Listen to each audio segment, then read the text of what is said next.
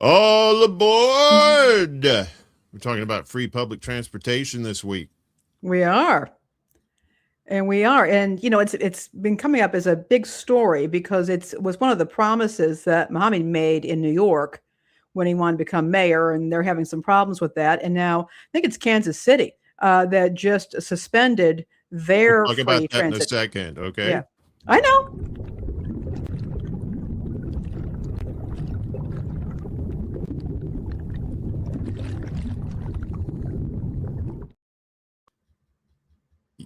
Hello. Hello, I'm here. Sorry, got distracted. Was trying to get things going in Instagram, hoping to bring that back, but we're having some problems there too. That's okay. We'll get on there eventually. So let's see. We got CBC voter in the house and Dr. Donnie. Hey, Dr. Donnie, good to see you're early for once. That's all right. But, early, late, as long as you show up, that's cool. That's all we care about. How you doing, Lainie?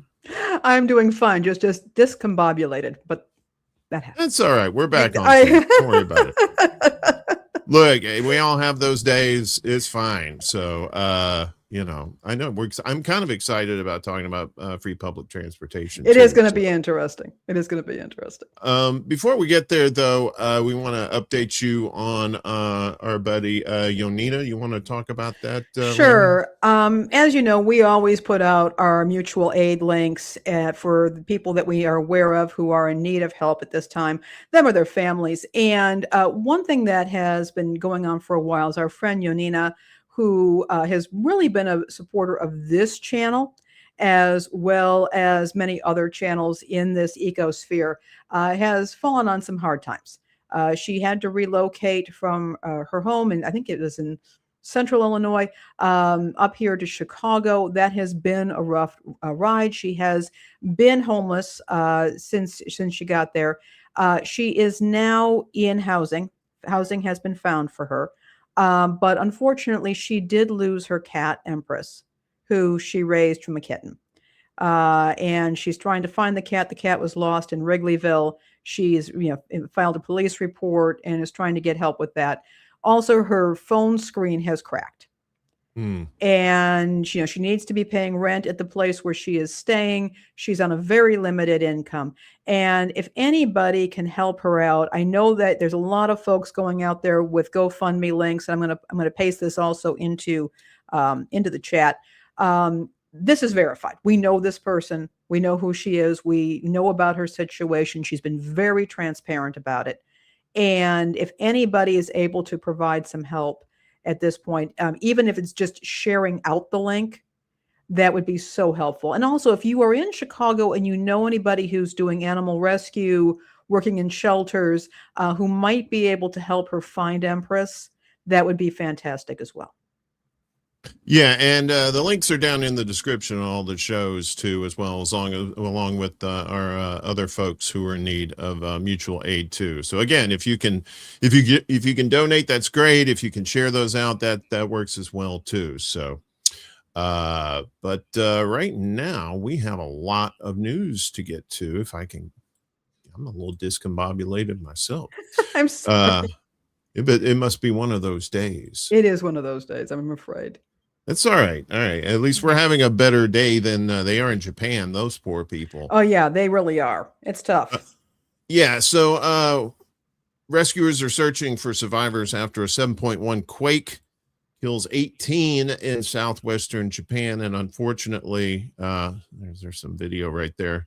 Unfortunately, there is probably going to be more casualties as well. They're still going through the devastation there. This is at one of their oil refineries, I believe. Oh. Look at that. Just a 7.1 is crazy town. Wow.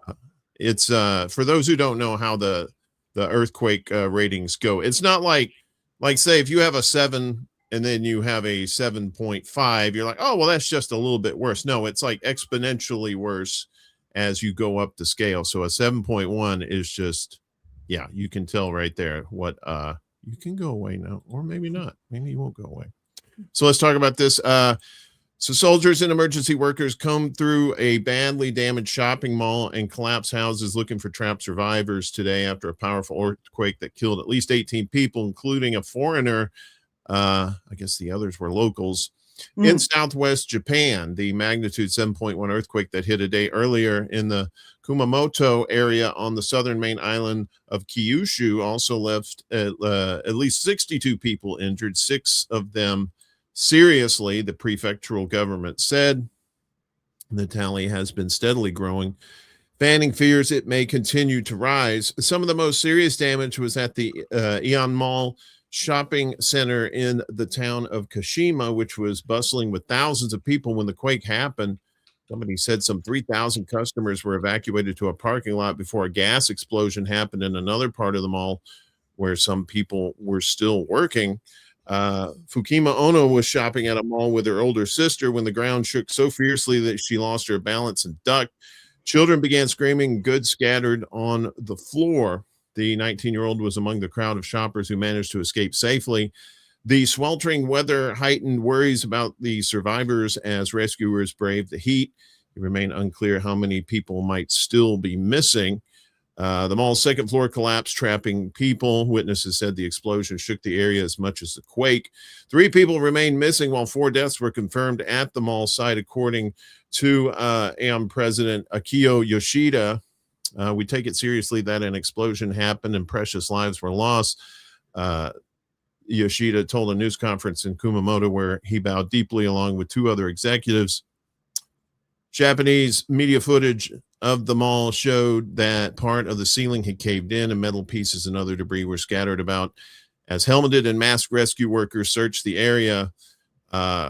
So we there's more here, basically just talking about some of the survivor stories of that. And this is not too far off from when Venezuela had its back-to-back 7.1 and 7.5 earthquakes. I believe it was earlier this month.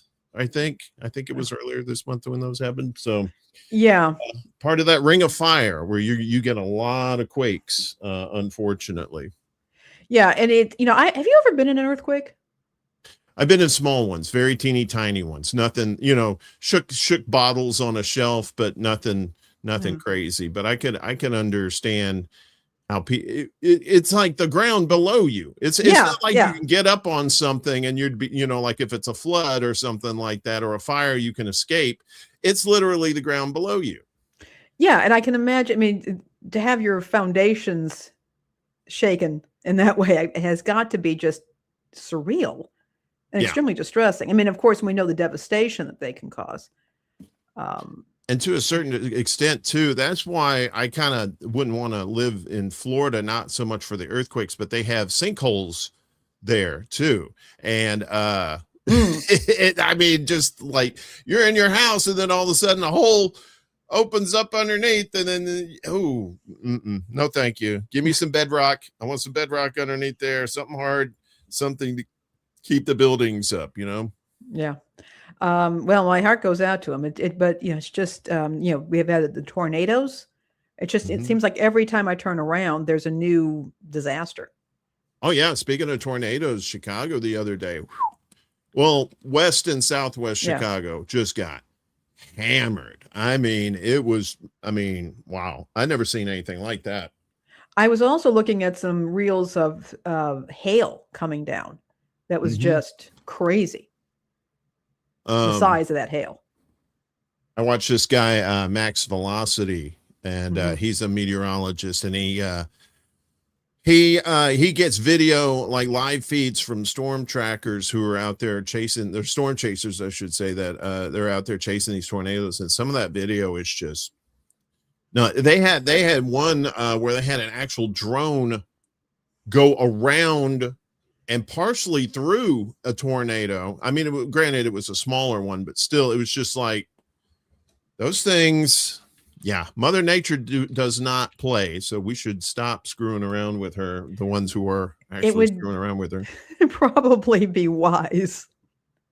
Yeah, Dr. Donnie says in California, we're always waiting for the big one. No to sinkholes, yes. Yes. No to nature. Yeah, sinkholes or something. I gotta tell you, my sister put up something on Instagram yesterday calling for help. There was this giant spider in her home. And she's just absolutely freaked out. Yeah, that's why I don't want to live in Australia. I used to want to visit there. Now I'm even like, no, I don't even want to visit there. Because the spiders that are like this big around, and they're like, oh, that's a little one. You're like, nope. People have been saying nope to nuclear waste too, coming from these nuclear plants. And well, 5 states now. 5 states offer to accept nuclear waste in exchange for help developing nuclear energy. Okay. So 5 states have agreed to accept nuclear waste from around the country in exchange for federal help developing nuclear energy to create thousands of jobs.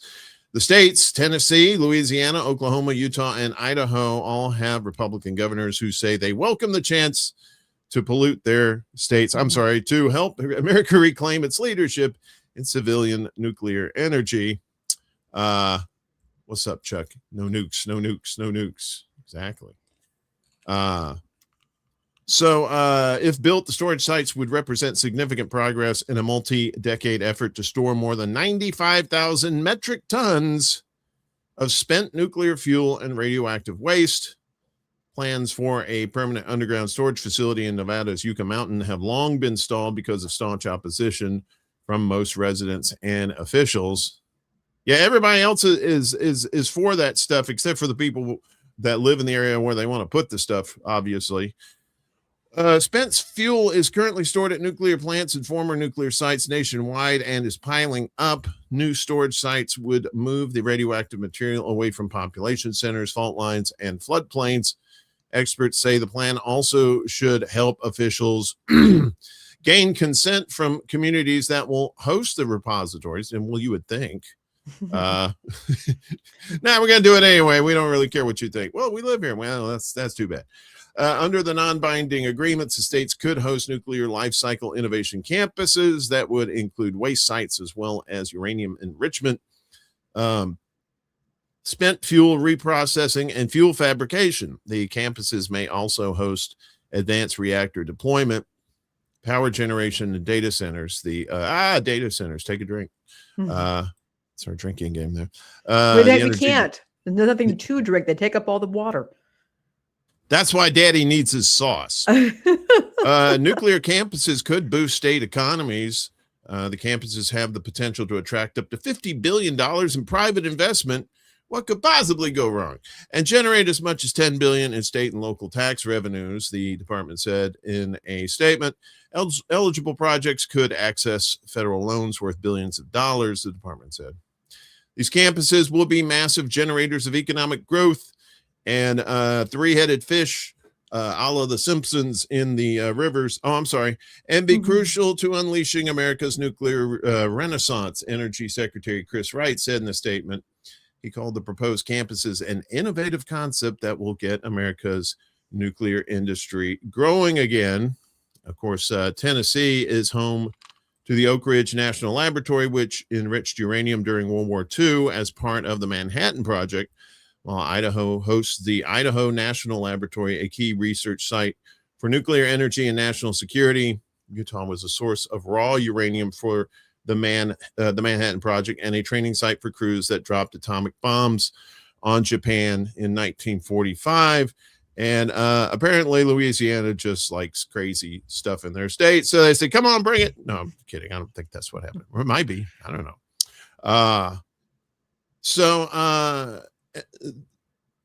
And so what's going on here? Yeah, the Yucca Mountain thing, that's been a thing forever. They've been wanting to dump that in there. And of course, people have said, no, we shouldn't do that. The alternative should be, if they're going to have nuclear power, is to do something with the nuclear waste where they can convert it into something that's usable and not detrimental, or have the possibility of getting into, water aquifers or anything that, polluting farmlands and stuff like that. It's kind of the same thing as like solar panels. Like I'm a big fan of solar energy, but you have these solar farms, and then when the mirrors break or when the collectors break, a lot of times you can't recycle those pieces and parts. So again, if you were able to do that and make a truly renewable energy source, then that would be something good. But I don't know. I don't see that happening anytime soon. Yeah, and I'm concerned about that. And the other thing with the solar panels is the amount of energy that it requires to make them. And now you talked about you can't really easily recycle those components. Well, then you're going to need energy to produce cheaper energy to produce that those replacement parts. It's an issue.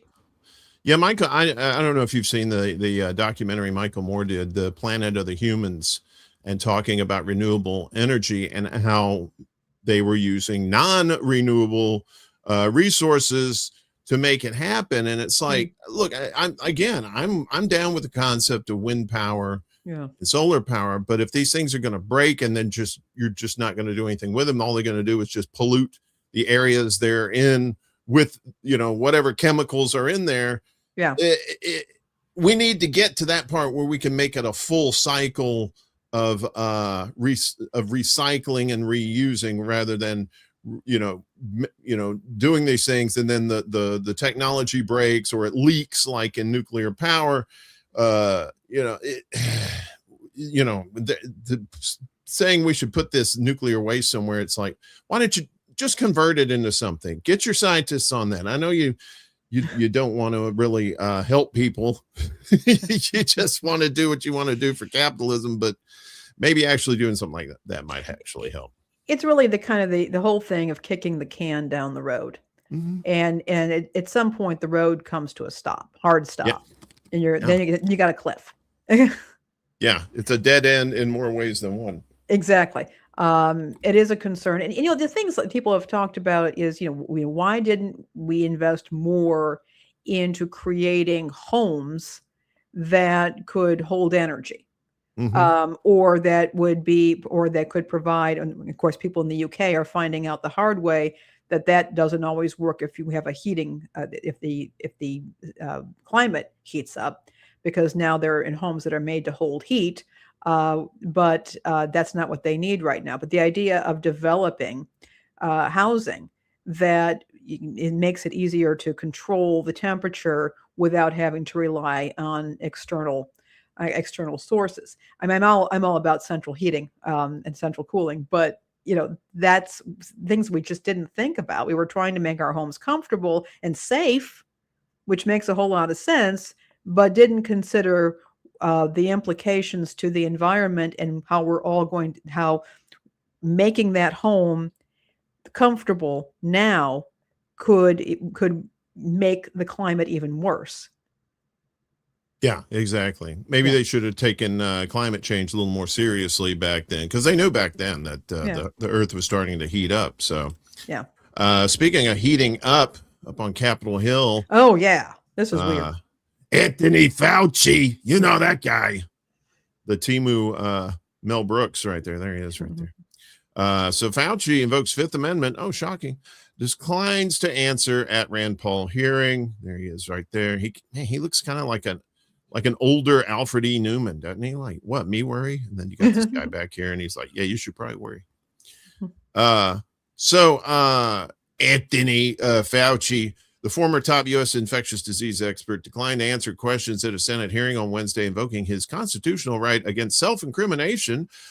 If he has nothing to hide, why would he be self-incriminating? I'm just curious about that. And accusing Republican Senator Rand Paul of an unhinged campaign to see him imprisoned. Under the advice of my attorneys, I will invoke my right under the Fifth Amendment of the Constitution to refrain from answering your questions. Fauci told the Senate Homeland Security and Governmental Affairs Committee, which Paul chairs, in his opening statement. Fauci declined to answer 15 questions from Paul, invoking his Fifth Amendment rights for each of them. Paul said Fauci was not allowed to plead the Fifth, that a pardon issued by former President Joe Biden would not protect him, and that there would be consequences for his refusal to answer the questions. Fauci, who led the National Institute of Allergy and Infectious Disease for 38 years and became the face of the U.S. pandemic response, long has been the target of criticism by Trumpy and many American conservatives, and some on the left too. Trump, before the hearing, wrote of Fauci on social media his ideas were crazy. Well, if anybody knows crazy, that would be Trump. He's kind of the expert there. Biden pardoned Fauci on January 19th, 2025 for any offenses he may have committed since 2014 in connection with COVID-19 or in his role as director of the National Institute of Allergy and Infectious Diseases. The pardon does not cover subsequent conduct. The committee will have to consider after this hearing what appropriate action should be taken against you for the failure to testify after being directed to do so. It's against the law to obstruct an investigation of Congress. There will be repercussions to your refusal to testify today, Paul said. Paul then had one of Fauci's lawyers removed from the hearing after refusing to recognize his attempts to speak. In a statement, Fauci's attorney, David Schertler, called Paul's pursuit an obsessive vendetta and said the accusations are false and disgraceful, and we will examine all options to hold him accountable. Schertler said a verbal clash between Fauci and Paul at a 2021 hearing triggered an intense and seemingly pathological course of retribution, revenge, and obsession by the Kentucky senator toward Fauci. Paul for years has called for Fauci to be indicted and accused him of lying to Congress about whether the National Institutes of Health funded gain-of-function research in Wuhan, China, and of helping cover up the origins of COVID-19. Fauci denies both claims and says he has testified truthfully multiple times before Congress on these issues. So, I always found it curious that that Biden kind of gave him a blank pardon like that. No specifics, really. I mean, maybe there were, but I didn't see any. There were a lot of questions. Obviously, when the pandemic hit, there was a lot of censorship. There was a lot of questions people were asking, and nobody was getting the answers that they deserved to hear. There was a lot because it seemed like the government itself didn't really know what was going on too. Trump was at the helm at the time, so that's kind of par for the course. But and now here he is back again in front of Congress talking about this again. So do you think something's going to happen to him?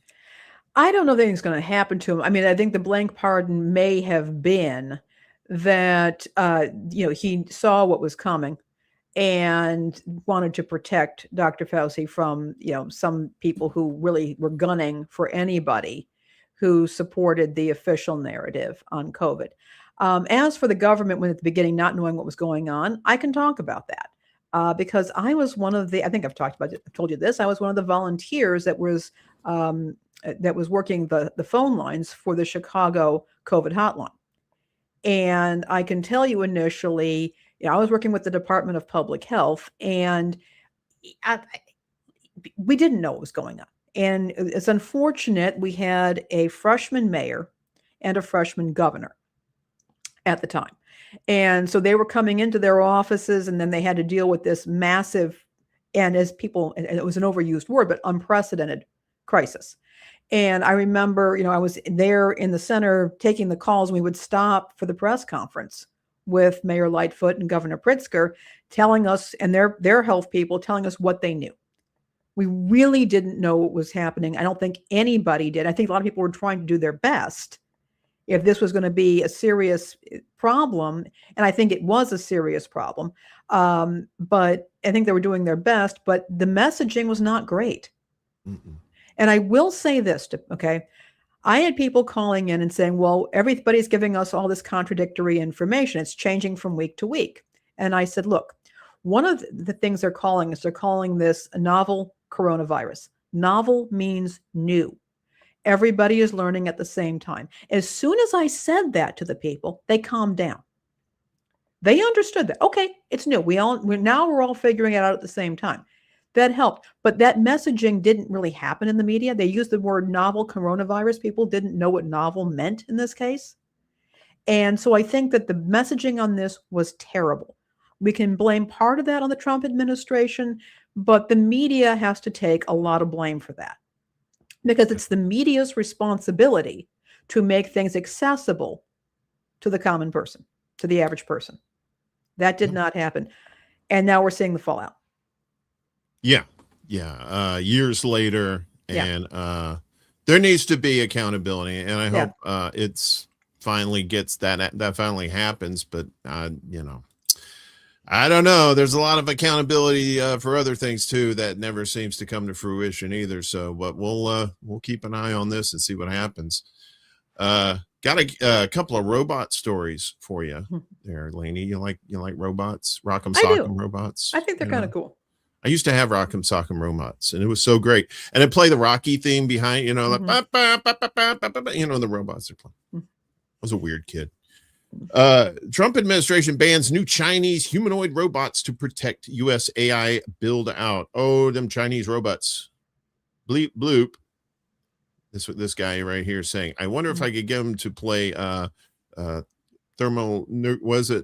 thermonuclear war from War Games. Remember that? The Whopper computer. Oh, I remember that. Yes. Yes. WOPR. The Trump administration on Tuesday unveiled bans that target imports of new Chinese robots and power inverters, seeking to protect the U.S. AI build out from national security threats and reshore key industries slated for explosive growth.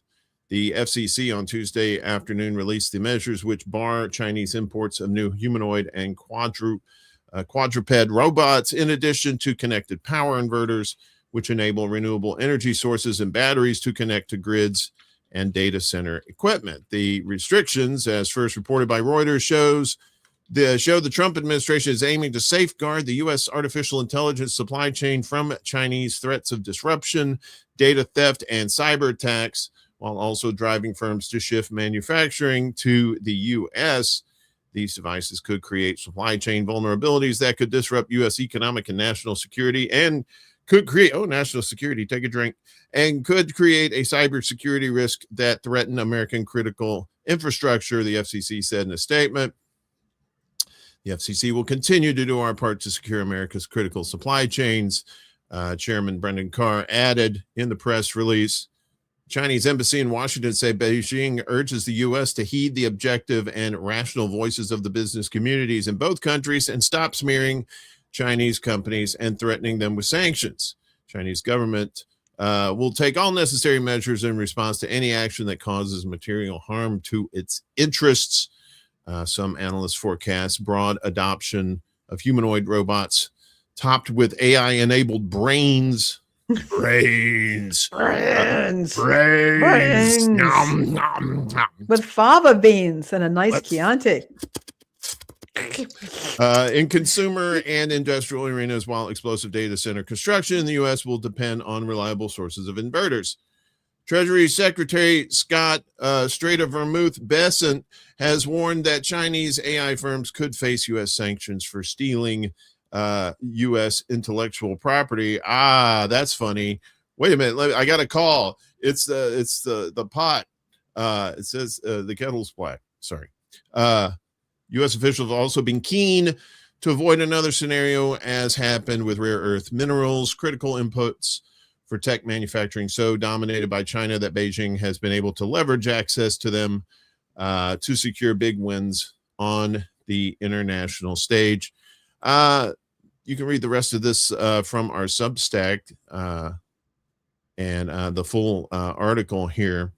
But this is just, I think this is just more Chinese scare tactics, and maybe the Streisand effect too, where it's like, yeah, China's doing all this stuff. It's like, well, really? What are you doing?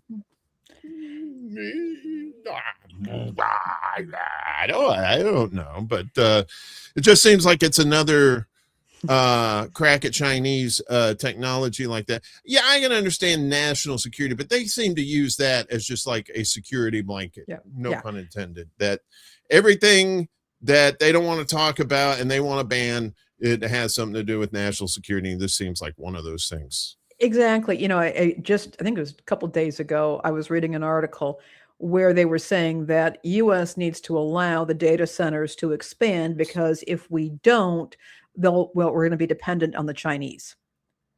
And that's a national security Yeah. issue. And I'm not saying that it isn't, but I'm saying that maybe there are alternatives to all of this that don't involve, national security risks, but also don't involve sucking up water and, quadrupling people's energy bills. Because the data center is getting a break on their utilities that the locals have to cover. Yeah. Just a thought. And as investigative reporter James Lee points out too, and others have too, that these data centers may not just be for your Chat GPT or your AI models too. It could be used also for surveillance of the American people. And that's something definitely people do not want. Speaking of stuff people don't want, they don't want robots in their schools. This is a little scary. This is a little dystopian for you. New York school district halts plan to use humanoid robot amid backlash. So this is the computer there. Kind of looks like Gavin Newsom a little bit from you have a California. point. Maybe I know do the hair a little bit better. This guy is, oh, you're so beautiful. You're so beautiful. Maybe he's saying that. I don't know. I'm putting words in his mouth. A New York school district has walked back plans to introduce a humanoid robot at its high school after the proposal sparked backlash from educators and community members. The Salamanca City Central School District announced on July 24th in a social media post that its pilot project with Toronto-based tech company Realbotics had been put on hold while we worked through enhanced student data privacy agreements with the New York State Education Department and continue engaging with our community and stakeholders, ensuring that appropriate privacy protections are in place and incorporating input from our community are important parts of the process. We appreciate your patience, and we'll share additional updates as they become available, added the school district, which is located on the Seneca Nation Reservation in upstate New York and serves a large Native American population. Last thing they want is robots. Reversal came after widespread criticism of the program, which would have brought a humanoid robot named Sally to Salamanca High School. According to a Realbotics press release issued in June, the approximately $58,000 robot with silicone skin and brown hair was intended to use natural conversation, facial expressions, and real-time interaction to create engaging hands-on learning experiences. I believe this is the android they're talking about right there, not the Gavin Newsom clone there. The robot aims to encourage student participation and provide early exposure to emerging technologies, the company also said, and to scare the hell out of children. And who doesn't like scaring children, right? Halloween, boo, but this is like Halloween 24/7. A little more than 2 years before Friday's announcement, Realbotics acquired Simulacra, a Las Vegas-based company that manufactures sex dolls. Hands-on learning experiences. Giggity goo, especially if it's sex education. Now I can see that. Use the sex dolls in your sex education classes, and then it would be apropos, as they say. The New York State United Teachers Union had condemned the plans, calling for high schoolers to be taught by a humanoid robot. A robot built by a company associated with sex dolls has no business in our classrooms. Melinda Person, the union president, pointed the obvious stuff out there in a July 23rd statement. Person added, our students don't need robots. They need real relationships with caring adults. Educators notice when students are struggling, celebrate when they succeed, and help them discover who they can become. No robot can do that, no matter how lifelike its skin or specific its regional accent. Lacey Pillblad, the president of the Salamanca Teachers Association and a teacher at the high school, also criticized the proposal, saying the Salamanca Teachers Union as a whole is concerned about the background of the company of Realbotics. We're very concerned about the security of the software that they're implementing and whether or not the data will be stored, how it will be gathered, and the recording capabilities. That's another thing too. Recording data of students. That's not creepy at all. Other educators also questioned why the pilot program was being launched at a school serving large Native American population.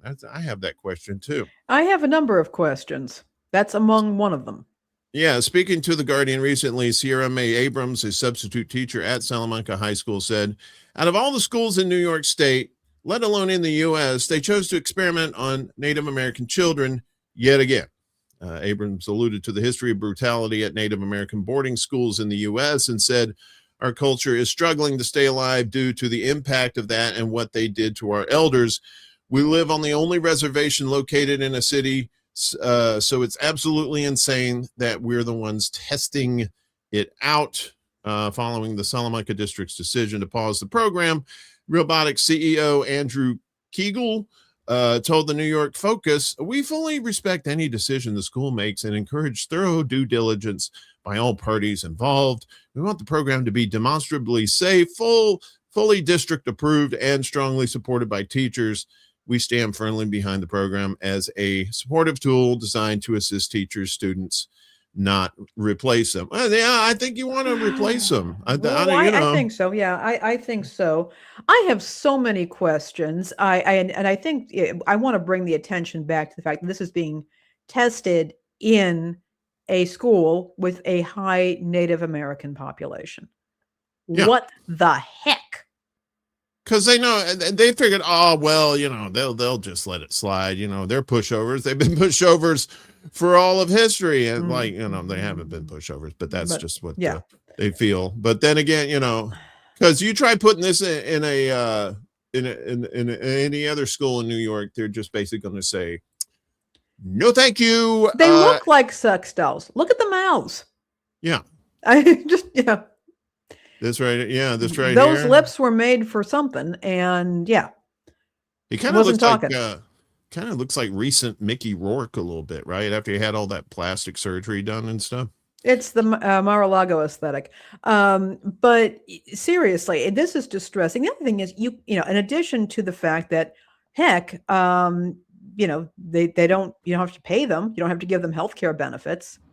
Yeah. You have to maintain them. That's the bottom line right there. Why don't you put humans in there? Oh, because we'd have to pay them and give them benefits and, treat them as humans.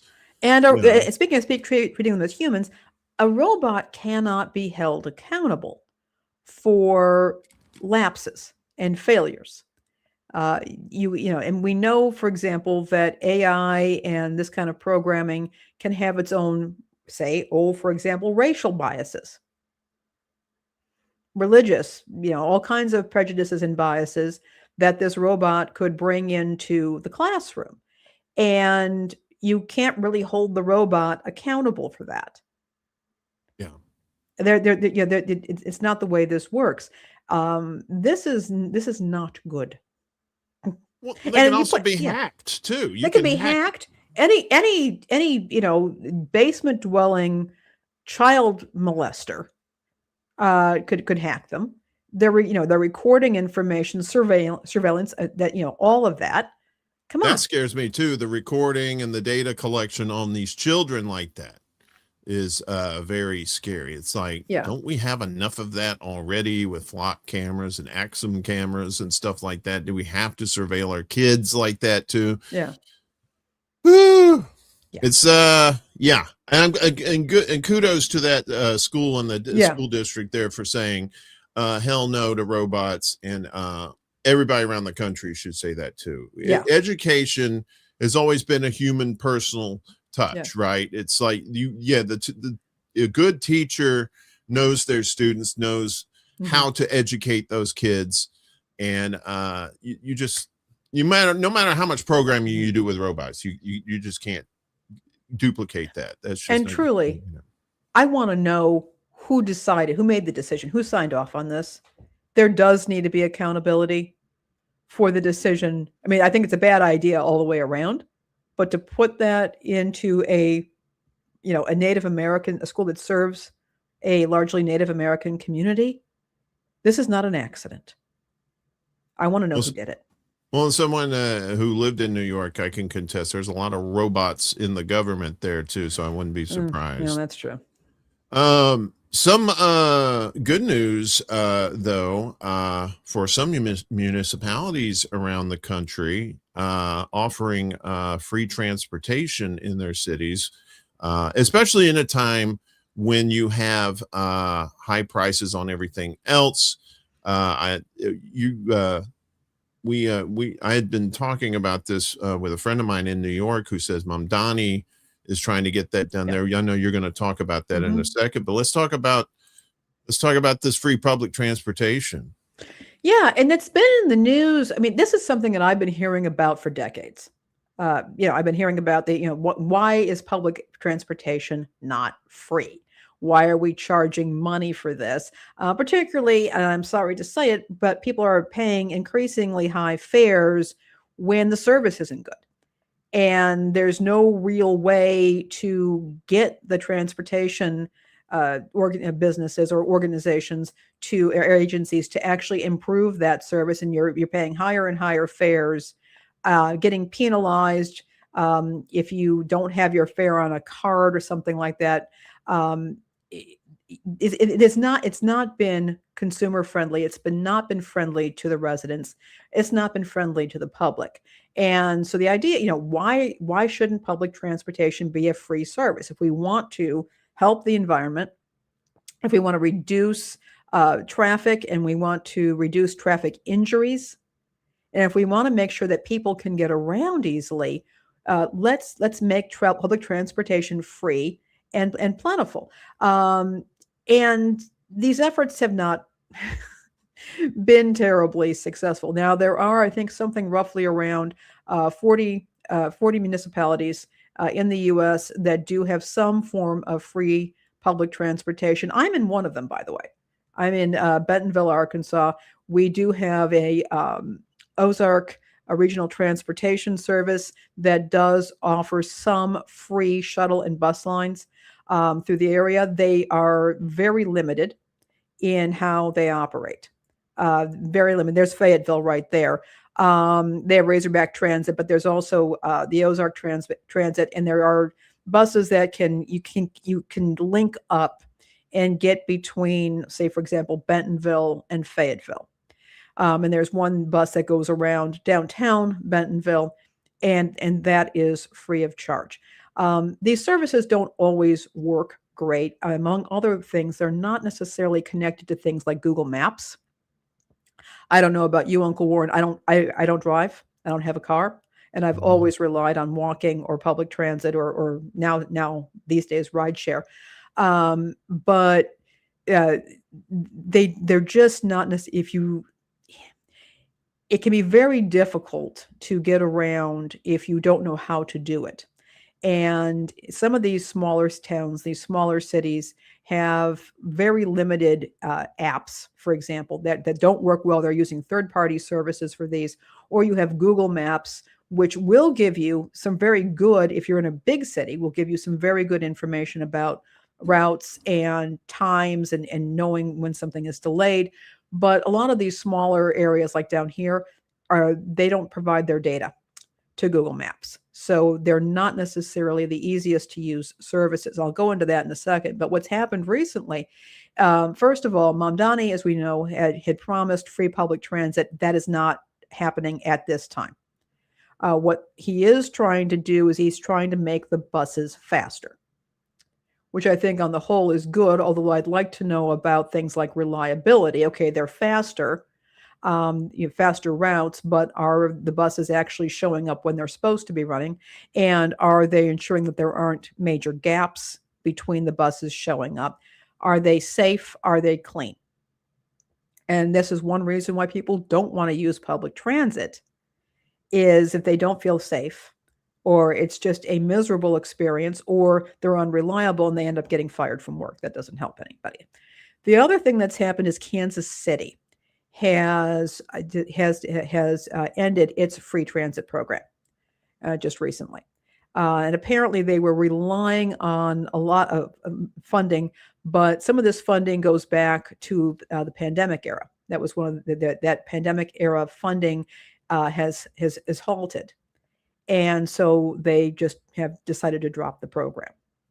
So that is a real concern for people who are trying to push for free public transit. So some of the things that I've looked into on this is What are the advantages of free public transit? And I've already mentioned traffic, helping people to get around, people with disabilities or people who cannot afford a car. Free public transit can get them around and ensure that they're getting to work and get cars off the street.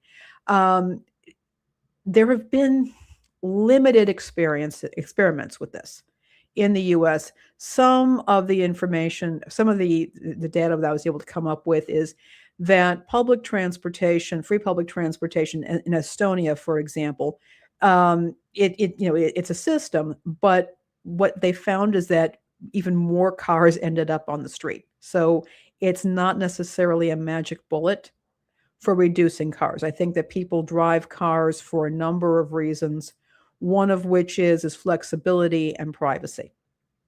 And I don't know in a car culture like ours whether that's going to whether that's that particular benefit is going to result. Do you remember the movie Singles? I was just In the about to 90s? bring that up. Yeah. Yeah, where she's designing the tram to go around Seattle, and she said, yeah, so people could just park their cars, they can get in the tram and just go on. And then I can't remember who she's talking to in the movie, but he said, but I love my car. I want to drive my car. Yeah, that was Campbell Scott. It was Yeah, actually Campbell Scott. Scott. He was the one who designed it, and he brings it to the mayor. They got him like 10 minutes with the mayor, Tom Skerritt, and everybody was telling him everybody loves their cars. Everybody loves their cars, and basically the whole project gets nuked, and he loses his job, and it's a terrible thing. But people I think are very. We have this privacy culture. People want to be in their cars, and they want that absolute independence. I would like to see people pull back from that a bit. And we do know that Gen Z is they're delaying getting driver's licenses, if having them at all. And one thing that we're also seeing is an increase in public transit, limited public transit, as well as free public transit in smaller towns. I was just reading about one that's in Maine, but you have these smaller towns that are doing some limited public transit. It's not an absolute answer from these communities because, for example, they may only operate Monday through Friday or only during the day, or they're very limited as to where they go. And you might also have to utilize several transportation systems to get where you're going. If you're going even just a few miles out of town or something like that, you may have to spend hours trying to get back and forth between a place where it should be only 30 minutes. On the flip side of that, we know that there are places like Chicago that have extensive public transit, which is not free, but that is also very limited to the places where they want people to go. Yeah, even then, you still, like, especially if you're trying to get to downtown from the north side or other areas, you have to take a train and a bus and then maybe another train. It's like multiple transportation systems that you have to use. Absolutely. What has also been happening is there's been some research at this point as to how this impacts people, lower income people, when they have access to free public transportation. Now, the interesting thing is that it's not necessarily it's not necessarily something that is helping people to save money or to make more money. But what they are finding out is that people are actually happier when they have it. They feel less stress. And so the public health impact is in the reduction of stress and tension and improved mental health. And so that itself would be a reason. But what they're finding is when, like in larger cities like in New York, their governor is saying, look, we depend on this for our revenue. We depend on this revenue from these fares, and we just simply can't make this free. Now, this is frankly reminiscent to me of the arguments of why we can't have free at point of service healthcare. We do have free at point of service education because we understand it's for the public good. And my question is, why are we being so selective with this? Why are we saying, okay, we'll put the kids into school, but the second you start talking about keeping the kids alive through medical care, or ensuring safe, efficient transportation for people, which they absolutely need. We don't even have a decent train system in this country. No, and I'm not even talking about fare free. I'm talking public transit. Why is that something that should not be a priority in a government service, and where we're not trying to get all this income out of this? And another question for me is, I've heard the argument that's been put out is, if you have free public transit, the trains and the buses will be overused. They'll be overflowing. Too many people will be on them. Well, isn't that an argument for expanding a public transit system? Yeah, get more buses, get more trains, get more buses, get more trains, and again, people will say, well, it's going to be just homeless people. Okay, then, doesn't that also beg a question here? If we need maybe more housing. Yeah. Well, you talk about New York. I can tell you this for sure, that Hochul's argument is really just out of line when they're paying their police department 10 to 14 billion dollars. Yeah. That's the budget for their police. So they're I don't know what it is here in Chicago. I'm assuming it's probably something nearly as much, but still probably an overwhelming chunk going to the police. Well, yes, we need police, but we don't need $10 billion worth of police when we have problems in other places, like Hillbilly Banjo. What's up, Hillbilly? Saying that the L train will derail when the overhead viaduct it runs on just collapses from rust. And you've seen the videos or seen pictures of those supports that are just all rusted out. It's like they're not taking care of the infrastructure for these transportation systems. But yet still they keep hiking up the rates, at least in New York anyway. Yeah. They do. And this is something that happened in Chicago. I'm going to bring us back now into, hey, the music of Omen. Good to see you. I want to bring you back to what happened in the 90s in Chicago. So in the 90s in Chicago, we had, of course, the buses, but we also had the CTA, the Chicago Transit Authority, had the buses as well as the L system. Some people, there's some subway, but the elevated trains. These are the mass transit trains. And many of the stations, first of all, you had to pay to get into the trains. And many of the stations did have a booth that was staffed, and you could purchase your tickets there. You could also get a pass that would be, that you could show. And if you needed a transfer, you could also purchase a transfer, the paper transfer. What happened is that eventually then on the trains, we had conductors. There was the guy who was driving the train, the driver, but the conductor would walk up and down. They would collect fares if you got on at a station that did not have a staffed booth, but they also just kept the peace. They were not police. They were not armed, but I can tell you they took nothing off of anybody. But they kept the peace. There was and sometimes at night, they would bring in a private security with their little dogs and to try and, I guess, keep us all safe. They didn't do a very good job. But the point is that we did have a conductor. So if there was a problem, somebody would know about it. A human being would know about it. And what ended up happening is they said, oh, we are going to go strictly to a card system, a swipe card system. We're eliminating paper transfers, and we are just going to have it where you have to buy this card and swipe. Some stations will continue to have a staff person on duty, some will not, but we're also taking off the conductors. So, and we're going to make you, and you're going to be on your own. It's going to be a driver up front, and we'll have security buttons. We know how well those work. They should have replaced them with sex dolls like they're trying to do in New York there. Well, it might keep the criminals busy. I don't know.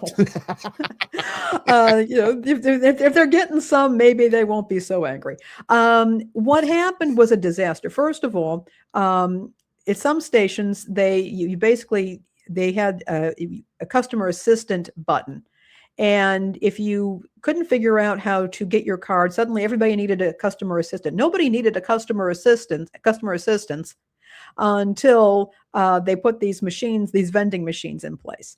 And again, the trains, we had people openly smoking on the trains. Nobody wants to deal with that. And people became less safe. People became a lot more concerned about things. And they kept on hiking up the fares. And that continued to happen. Now, another thing happened, and they eventually stopped issuing paper transfers at all. And what that meant is that unless you had a card, you had to, and by the way, now the permanent cards that they have, the Ventra cards, are contracted through a third-party for-profit business that happened to be juiced in with the city of Chicago administration. It's funny to hear that, I know. But that if you're not using a card and you're using cash to pay on a bus or something like that, if you don't have a card, you have to pay full fare every time you're on there. There's no paper transfer that you can get. You have to pay that full fare each time. So it ended up for many people being more expensive if you lose your card. It just becomes something. If you want to pay in cash, and you're not near a place with a working vending machine to get your card, or you're not able to load it up on your phone because maybe your phone is broken, you're going to pay twice or even 3 times, depending on how many transfers you have to make to get around. And if you recall during COVID, and you weren't around for this, but we had a real problem in the city of Chicago with ghost trains and ghost buses. They were showing up on the app as arriving, and they were supposed to be arriving, and they didn't. And the CTA denied that this was happening. It got so bad that the citizens of Chicago actually set up a website and gave everybody QR codes to report ghost bus and ghost trains. And so again, the service has gotten worse. The experience has declined, but the costs have gone up. Another thing that also happened is that there were any number of bus lines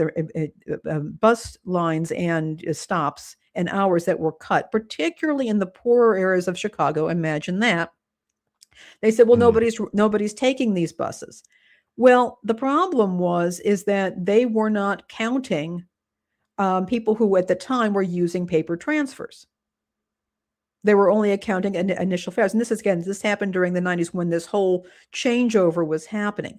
So there's a lot of ways that public transportation systems can pass things off, ignore real problems, and yet charge more. Yeah.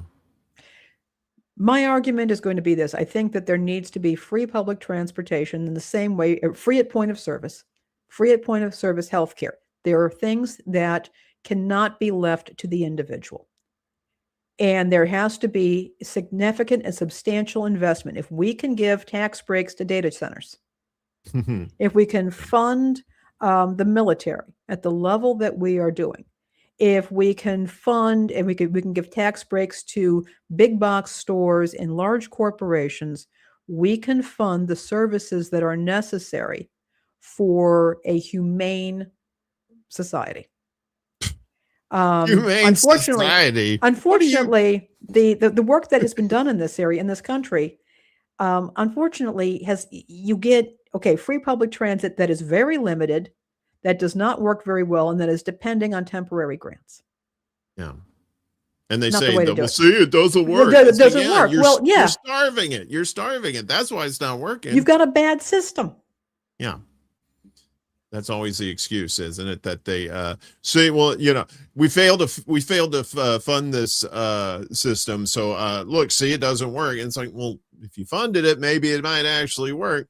Meanwhile, the House just passed a $1.15 trillion military budget. But we seem to be able to do that no problem. Well, probably not too much these days. They've been having some problems with that, but yeah, the priorities are screwed up. Like healthcare and transportation, especially around like bigger cities like that. The U.S. government could subsidize a lot of this stuff if they really wanted to. But it just seems like with everything else, with cutting SNAP benefits, with cutting, all these social programs and stuff, it just seems like a collective punishment on people who are just trying to, they're just trying to live. There have been, major attempts in Chicago to try and extend the L out to the western suburbs, or moving more west, and nobody wants that, and we know why, because they want to keep certain individuals living in Chicago from getting out to the suburbs, even though many of them have to travel that way to get jobs, to go to their jobs. Yeah. And when you consider, when you have a poor public transit system that doesn't really serve the public, where buses and trains are late or malfunctioning, people who want to keep their jobs are either going to have to get cars, or maybe move closer to work, but that doesn't always happen. Or they're going to have to add, in some cases, an hour or two to their commutes, whether they need it or not, because they can't risk being late for work. And this is... Oh, go ahead. Yeah, I mean, and this is what's, and this is something that happens when you're poor. They say it's expensive to be poor. And it is. Because now you're losing even more hours out of your day that you have to pay extra for daycare, or get up extra early in the morning, not get enough sleep, because your public transit doesn't work. We can and we have to do better. I want to show you, hang on just a second. No, sure. Yeah, shit. Sorry about that. I thought that was an image. So in New York, right? That's my point of talking about these terrible stations that they have, right? You've seen beautiful train stations from around the world, right? China, Russia. Let me see if I can get this over here. What is this? And they're just well maintained, and the people, lots of people use them every day, and they seem to be able to take care of that no problem.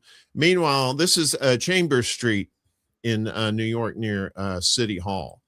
This is this is what we're looking at.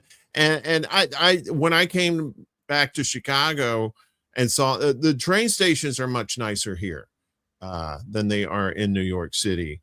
Obviously, I mean, look at this. Nobody wants to have to live like that. Who wants to see that? How do you feel about yourself when your government, says to you, "This is what you get"? Yeah, it's not good for people. And I'm seeing some good stuff in here as well.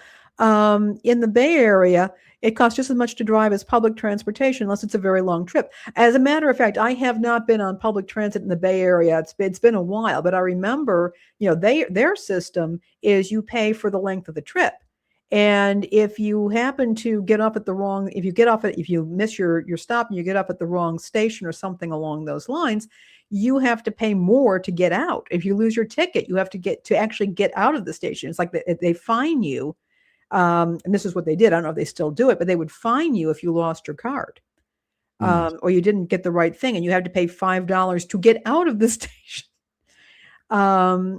Again, what the heck is going on? I mean, New York it's just Kafkaesque. New York just raised their fares to $3 a trip, so you can go to stations like that, and they're jam packed. Most of the time, especially rush hour, it's almost like those Japanese trains where people are kind of pushing to get in. There's less trains, and the buses are not much different either. I applaud I'm always skeptical of politicians, but I applaud the efforts, at least, of Mamdani to get this initiative going for free busing, because there are so many low-income people that live in New York that something like that would be a godsend to them. Would help immensely. Like I said, the buses, you can do transfers, but $3 for a trip is just insane. A lot of people also just don't have it, and you're making a decision between eating and getting to work. That does happen. And yes, you can buy passes. And here's another thing as well. I mean, for example, I think in Chicago, would have passes for people with disabilities. And a friend of mine who he didn't take public transit, but he did have a parking pass for the disabled. But it was he didn't have to pay for, I think, things like for parking, or he had paid reduced rates for parking. But one of the things he said is, look, I have a physical disability. I do not have a financial disability. Why are you charging the people with disabilities, who may or may not be people of means, less than people who are documented as being living in poverty? Collective punishment. Yeah, exactly. This is cruelty. There's a racial and class aspect to this, and it's demoralization. And I do believe that is where we're at right now. You can keep people down by simply giving them no hope. Yeah. And that's what's going to happen, particularly if you have to go to a train station that looks like that, or you have no way of knowing anytime you show up for a bus whether it's actually going to show up. Yeah. Whether it's going to stall for half an hour and you've got to explain to your boss again why it's late. Yeah. And a lot of times they're not sympathetic. It's like, well, this town, you should know how the trains work, and it's like, that's cold. It's just cold. It's not even cold comfort. It's just cold. Yes. And I believe at this point folks know what they are doing. If folks are looking, there's a magazine out there, a newsletter called Streets Blog. And they do operate local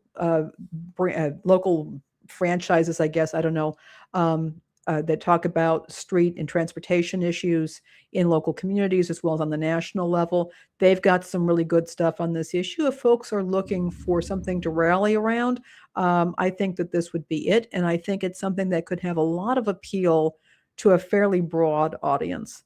So something to think about. Well, let's get to the prize keepers here. Some news you can use. Although I think this should be news that you are aware of when it comes to Nestle. Nestle's a little bit. I would be very skeptical of Nestle, but Nestle is pushing for simpler U.S. labels to shed Frankenstein ingredients. I guess the pieces, parts, that make up Frankenstein. Hopefully, there's no abnormal brains in there. So as shoppers increasingly scrutinize ingredient labels to avoid products perceived as heavily processed, Nestle, maker of Nescafé coffee and Kit Kat chocolate, has been lobbying U.S. authorities to allow simpler descriptions using common rather than scientific names on packaging. Examples include replacing the words ascorbic acid with the more widely understood vitamin C in the list of ingredients, and beta carotene with vitamin A, to avoid consumers rejecting unfamiliar ingredients, even when they are naturally derived or considered safe by regulators. Safe should be in quotes there. Sometimes the way we have to describe ingredients in the U.S. makes it sound like Frankenstein food, a former senior Nestle executive told Reuters. In reality, it's actually a natural ingredient that consumers have a natural word for.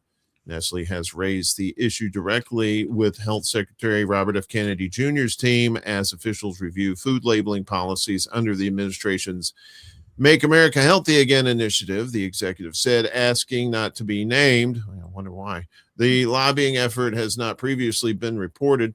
Current U.S. rules often require the packaging is labeled with less recognizable technical terms with no notion of intended use, which can deter shoppers from buying products and have at times pushed companies to change recipes to remove some ingredients, industry sources say. Meanwhile, in Europe, labeling depends on the intended use. For instance, if an ingredient is used as an additive, it should be labeled antioxidant, ascorbic acid, or as a vitamin, ascorbic acid, vitamin C, or simply as vitamin C.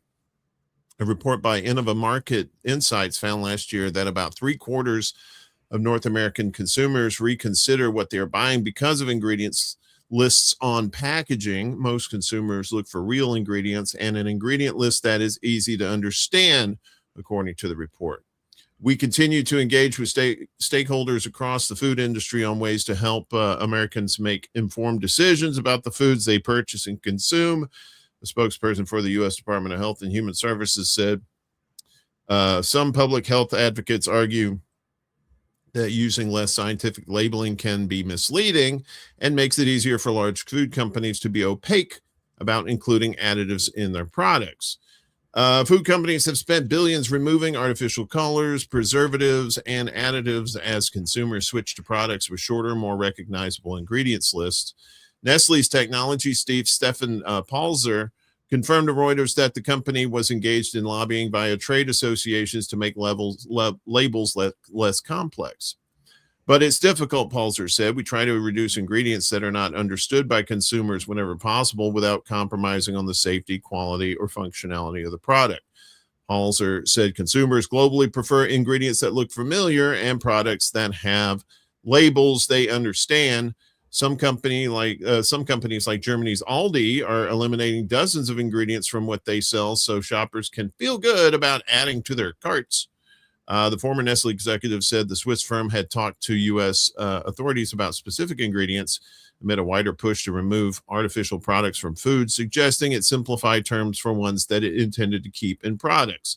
Nestle's lobbying is part of a broader industry effort to address consumer unease over ingredients. Industry groups, including the Americans for Ingredient Transparency Coalition and the International Food Additives Council, argue that technical ingredient names can unfairly stigmatize products, even when the ingredients themselves are widely used and considered safe. Members of those groups include major food and consumer companies such as Nestle, Coca-Cola, PepsiCo, and Cargill. And while, yeah, I'm in favor of, like, if it's ascorbic acid, people ain't scientists. They don't have time to look up these terms. If it's truthful and you're saying it's vitamin A or vitamin C, that's fine.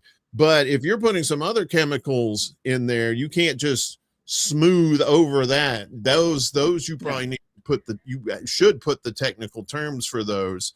Or if you just want to put in parentheses of a version of poison to simplify it, which probably wouldn't be a good idea for the brand. But yeah, it's like some things, you can do that, but some things you need to put the technical term for it.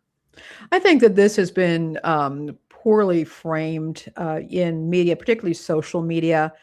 For a while, you were hearing people say, well, if you can't pronounce it, it shouldn't be on your food label. Well, that's ridiculous. You can't determine the safety of an ingredient based on an individual's reading comprehension. And I might point out that hemlock is really easy to read and pronounce, but you probably don't want it in your food. But at the same time, people are saying, look, people have a right to know what is in their food. And by the way, alcohol is not required alcohol companies are not required to disclose what's in their products, just so you're aware. And there are all kinds of additives that, for example, for wine, that can be added and that people don't know about. Just thought you'd find that interesting. And I don't trust Nestle as far as I can throw it. No. And I do know that there have been some advances in food science. People have been want more what they consider to be more natural additives. So there are companies that are developing the herbs like rosemary can be used as a preservative. And those extracts can be put in, and that's interesting. People are trying to pull the dyes out. There's some reason for that. And so I think I'm all about simplifying the food label, but as you said, it needs to be one for one. I remember being at a diner, the Golden Nugget in Chicago. The Nugget. Yeah, Golden Nugget. But they had, they had for a while put up these signs on each table saying, "We make our pancakes from scratch," and they put in the ingredients, flour and milk and eggs and baking soda, and then it said, "This is what's in your package mix," and it gave a whole list of things, including riboflavin and thiamine, those dastardly B vitamins, but they were just using because it was a longer word, and they were trying to prove that their pancakes which, by the way, do include all of that because the flour that they use is enriched.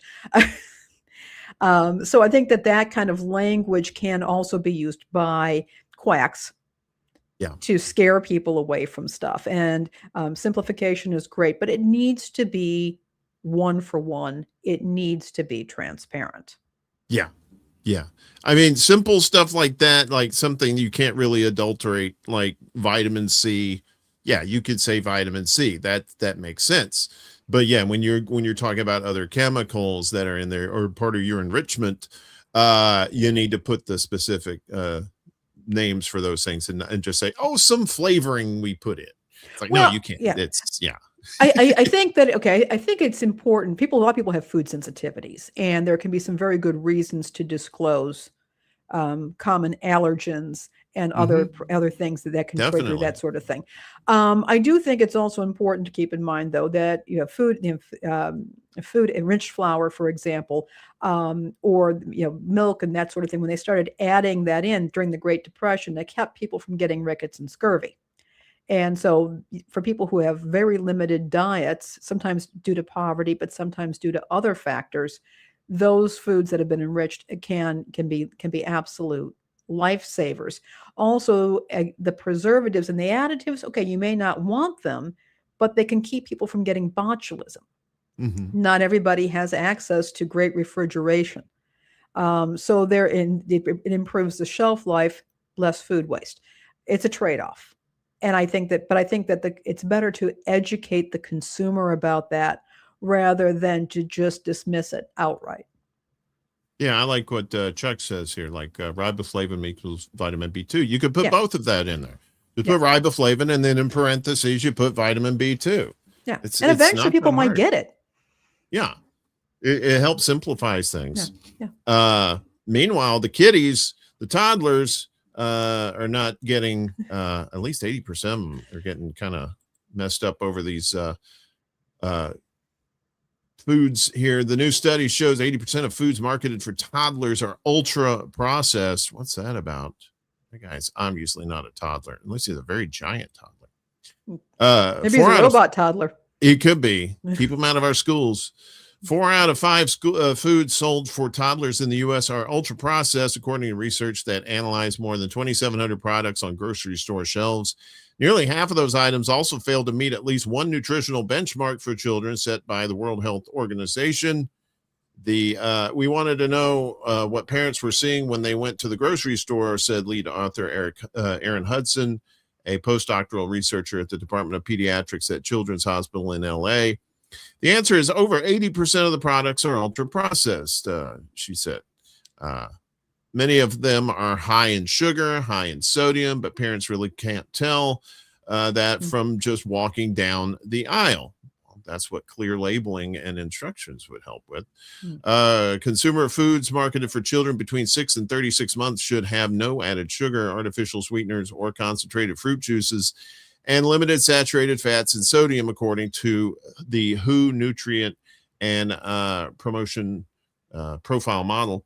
We found toddler products which failed to meet WHO standards on sugar were 4 times as likely to be ultra processed, who said Hudson, who presented the preliminary research findings on Sunday at the annual meeting of the American Society for Nutrition.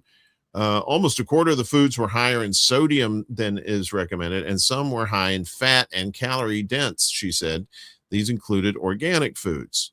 Yeah, that's something else you have. Just because it says organic, still be skeptical. So fruit pouches and oat bars are examples of foods that were high in sugar. Ready-to-eat mac and cheese bowls and turkey sausages were high in sodium and fat, and peanut butter puffs were high in sodium, fat, and calories, the researchers found.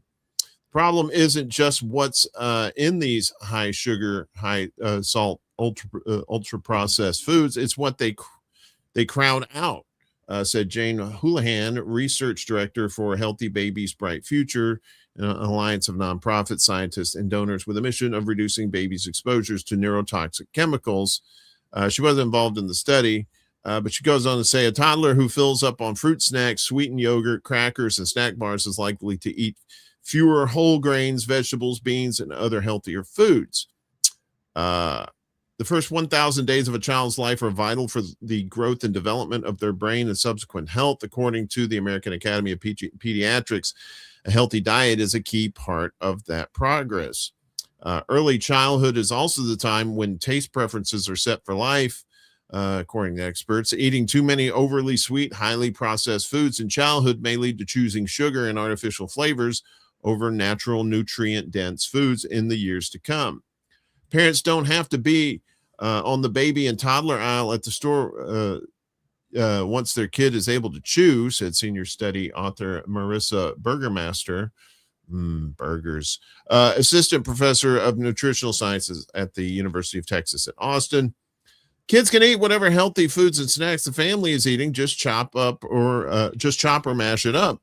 Burgermeister said industry has marketed these toddlers foods to make parents believe these foods were created for the health of toddlers, and it's just not true. The U.S. Food and Drug Administration proposed a rule in 2025 for a mandatory front of package labeling system for most packaged foods that would rate a food as low, medium, or high in added sugars, sodium, and saturated fat. At this time, however, foods marketed to children under 4 would be exempt from that requirement. The Consumer Brands Association, which represents industry, told CNN in an email that Americans' trusted household brands offer parents and caregivers a wide variety of safe, affordable, and convenient product choices to meet different dietary needs, preferences, and family budgets. There's currently no universally accepted scientific definition of the term ultra-processed food, a spokesperson said. Cherry-picking data to fit a narrative undermines the seriousness of the need for risk-based, peer-reviewed, and rigorous scientific processes. Yeah, I found that part particularly interesting about what a child tends to latch onto early on like that. And then that's why you start seeing a lot of child obesity, child health problems. A lot of times you didn't see that when we were kids, right? I mean, it happened, but you seem to see a lot more of that these days. Yeah, and there were two things that really stood out. And first of all, the idea that, yes, a child's palate is being developed. And I have worked in various times in both the tea and wine industries, and people ask, well, what tea should I be drinking? What wine should I be drinking? And I point out that palates can be trained. And they can be trained at any time, but the children are particularly vulnerable at a particularly vulnerable stage. They have more taste buds than adults do, and so they're particularly sensitive at that point. And the French have historically had a very interesting approach to this. They take it very seriously, training a child's taste buds. Then school lunches, and children are expected to eat at school. They don't bring packed lunches to school. And the French government, they have a nutritionist or dietitian that reviews every menu and swaps things out from each school. They actually take samples from every batch of food that they make and seal them up so that if there is some kind of food poisoning that happened, they can send it off to a lab. It's quite fascinating. But they believe in training the children to eat good food. And one of the things that they do there, it's a very common dish in France, is they give a vegetable course, a vegetable salad to the kids first while they're hungry. So they're going to start eating vegetables while they're hungry. And so they're more likely to want to eat it. They have a grated carrot salad. It's a very popular thing with kids. Their kids love carrots. And so they do try to train the child's palate. And I think that this is really important. The other thing that I didn't think, it was brought up, but I don't think it got enough emphasis, is that there is no need for a separate category of toddler foods. There just isn't. This is marketing. They have marketed using packaging and colors and advertisements and things like that to appeal to kids, but they don't have a need for a separate category of foods. You can, you can cut things up into smaller pieces, and that's actually good for hand-eye coordination. The kid, learns how to eat that way. But you don't need that. That is purely marketing. It reminds me of the pink tax.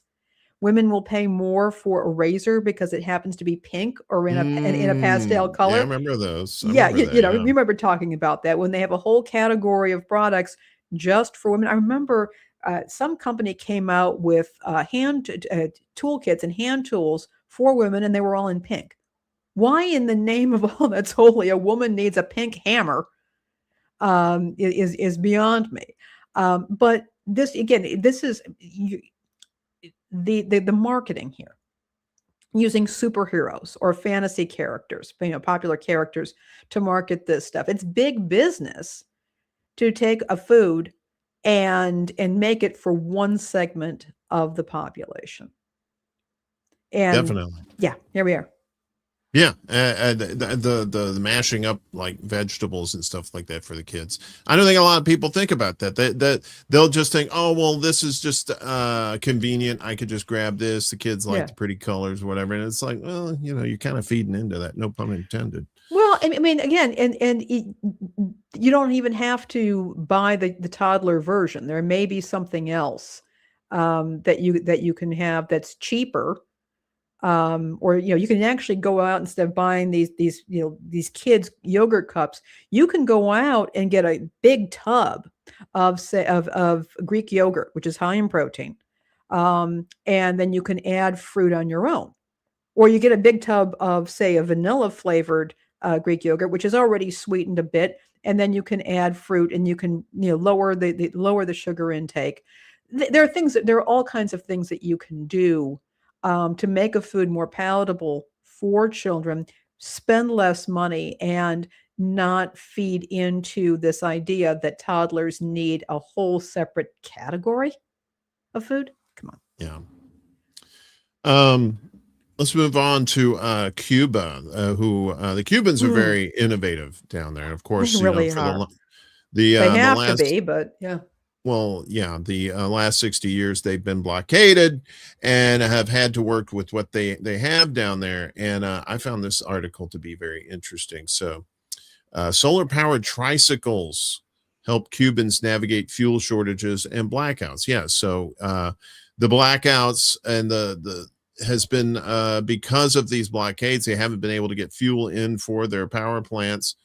And now they've, as they've done for at least the last 60 years, they've, turned lemons into lemonade.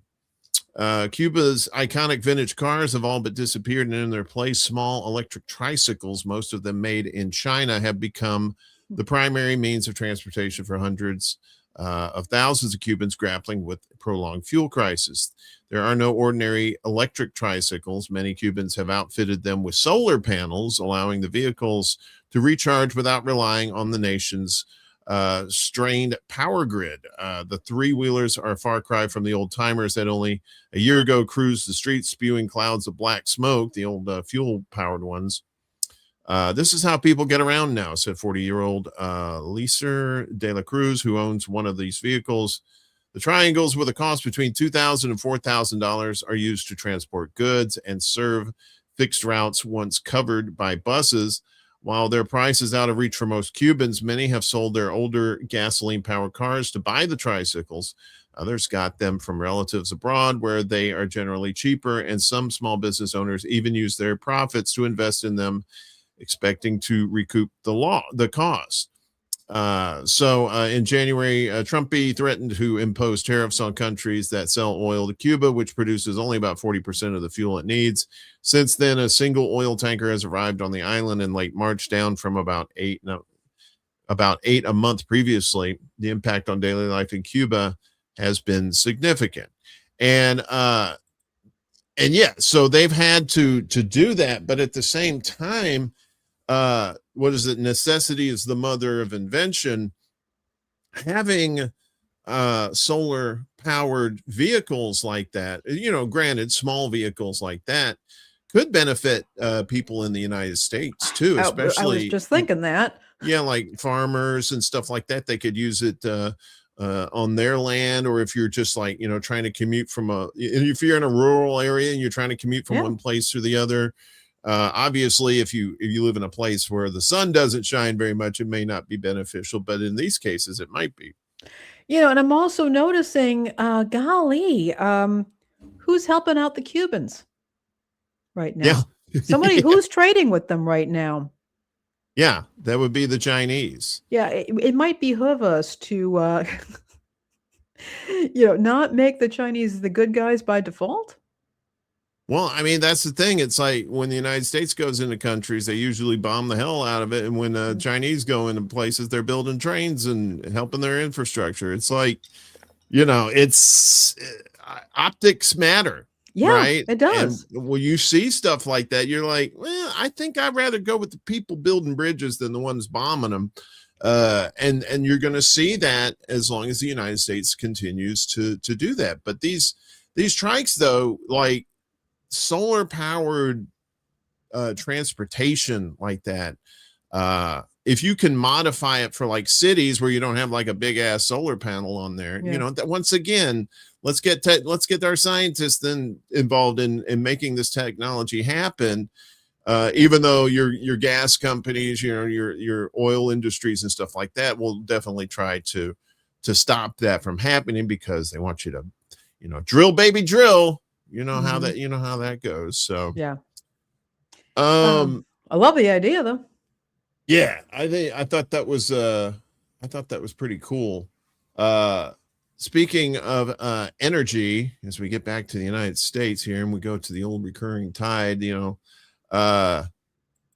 U.S. Energy Department, let me put this up here. The U.S. Energy Department orders more power resources for Western electric grid. What's this about? So the U.S. Energy Department on Sunday issued an emergency order authorizing the grid operator serving parts of 17 states to deploy idle power sources to help prevent heat wave blackouts. That's right. We're due for another heat dome too, coming up soon, if not already. Well, it's 73 here. I don't think it's happened now, but the order directed grid operator Southwest Power Pool to dispatch generation units as needed to maintain reliability for a territory that is home to 20 million people and stretches from North Dakota to Louisiana. The Department of Energy's order came shortly after SPP warned that emergency conditions are likely to persist during peak demand periods, underscoring the region's vulnerability to power plant outages, declines in wind generation, and disruptions in imported electricity. The order also authorized SPP to direct backup generation resources to operate as a last resort before declaring a level 3 emergency alert, which can be one of the final steps before a grid operator orders rotating outages. Those rolling blackouts. Department of Energy said it issued the order at SPP's request. The Trump administration is tapping into an abundant supply of unused backup generation to maintain affordable, reliable, and secure power for hardworking American families and businesses, said Secretary of Energy Chris Wright. The risk of rotating blackouts escalated in SPP during the past week. On Friday, a sudden loss of electricity imported from neighboring grids left SPP with razor-thin reserves for possible power plant outages and falling renewable generation in its territory, spanning parts of Arizona, Colorado, Montana, Nebraska, South Dakota, Wyoming, and Utah. SPP avoided outages that day by appealing for voluntary conservation of electricity to maintain reserves.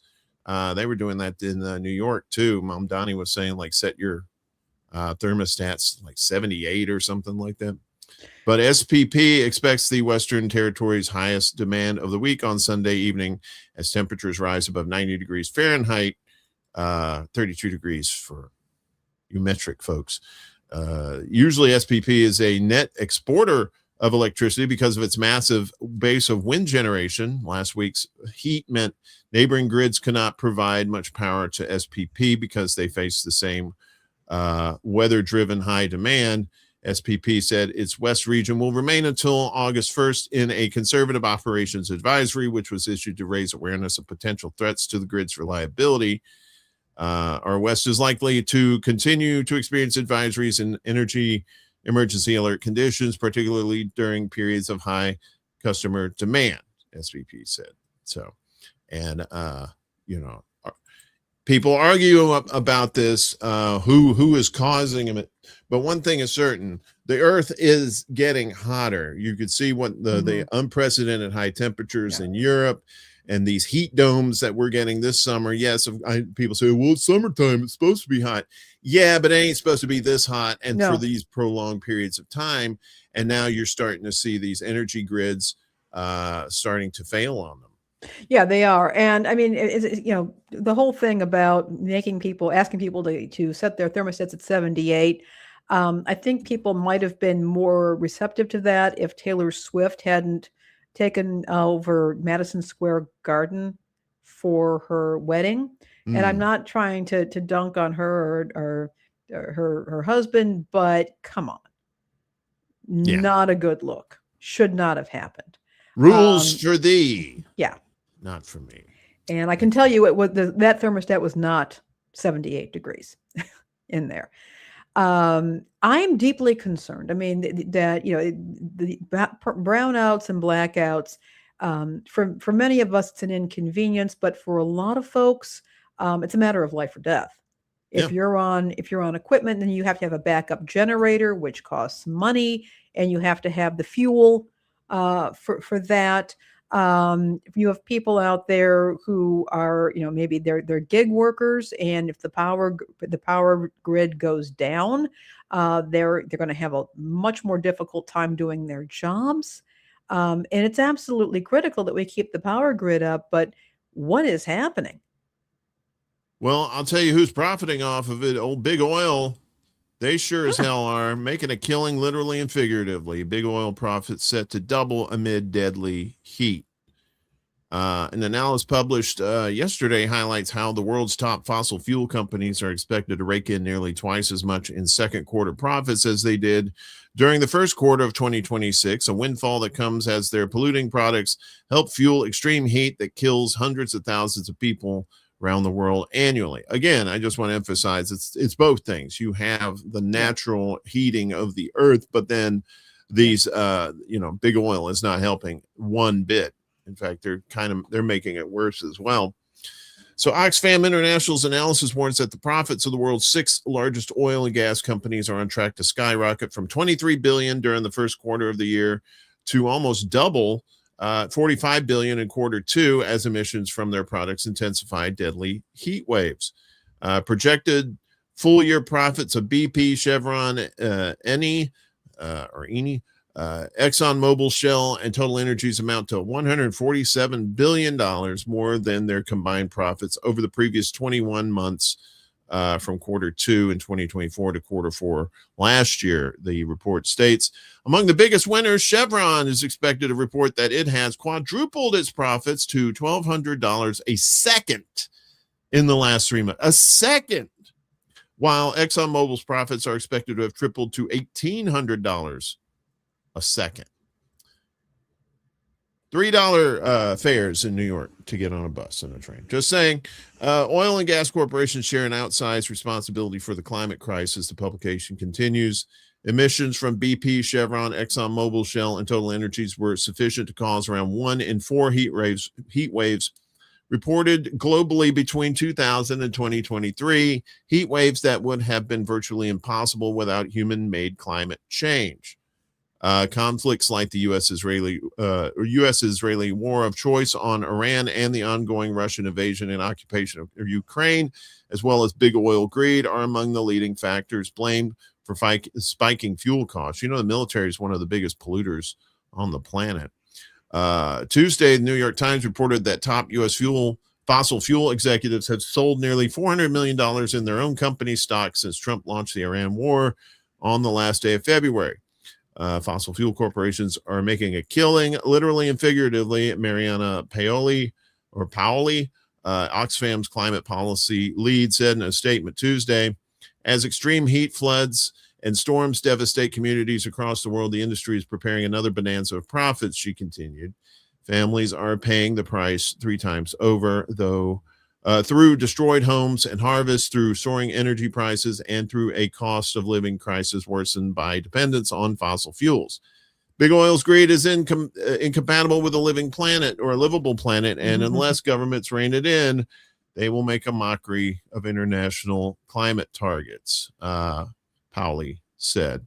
The report comes amid a summer of dangerous heat events in the U.S., including prolonged heat domes that we told you about that have pushed temperatures to life-threatening levels and contributed to at least dozens of deaths, as well as more record heat waves in Europe that have left thousands dead and fueled massive wildfires.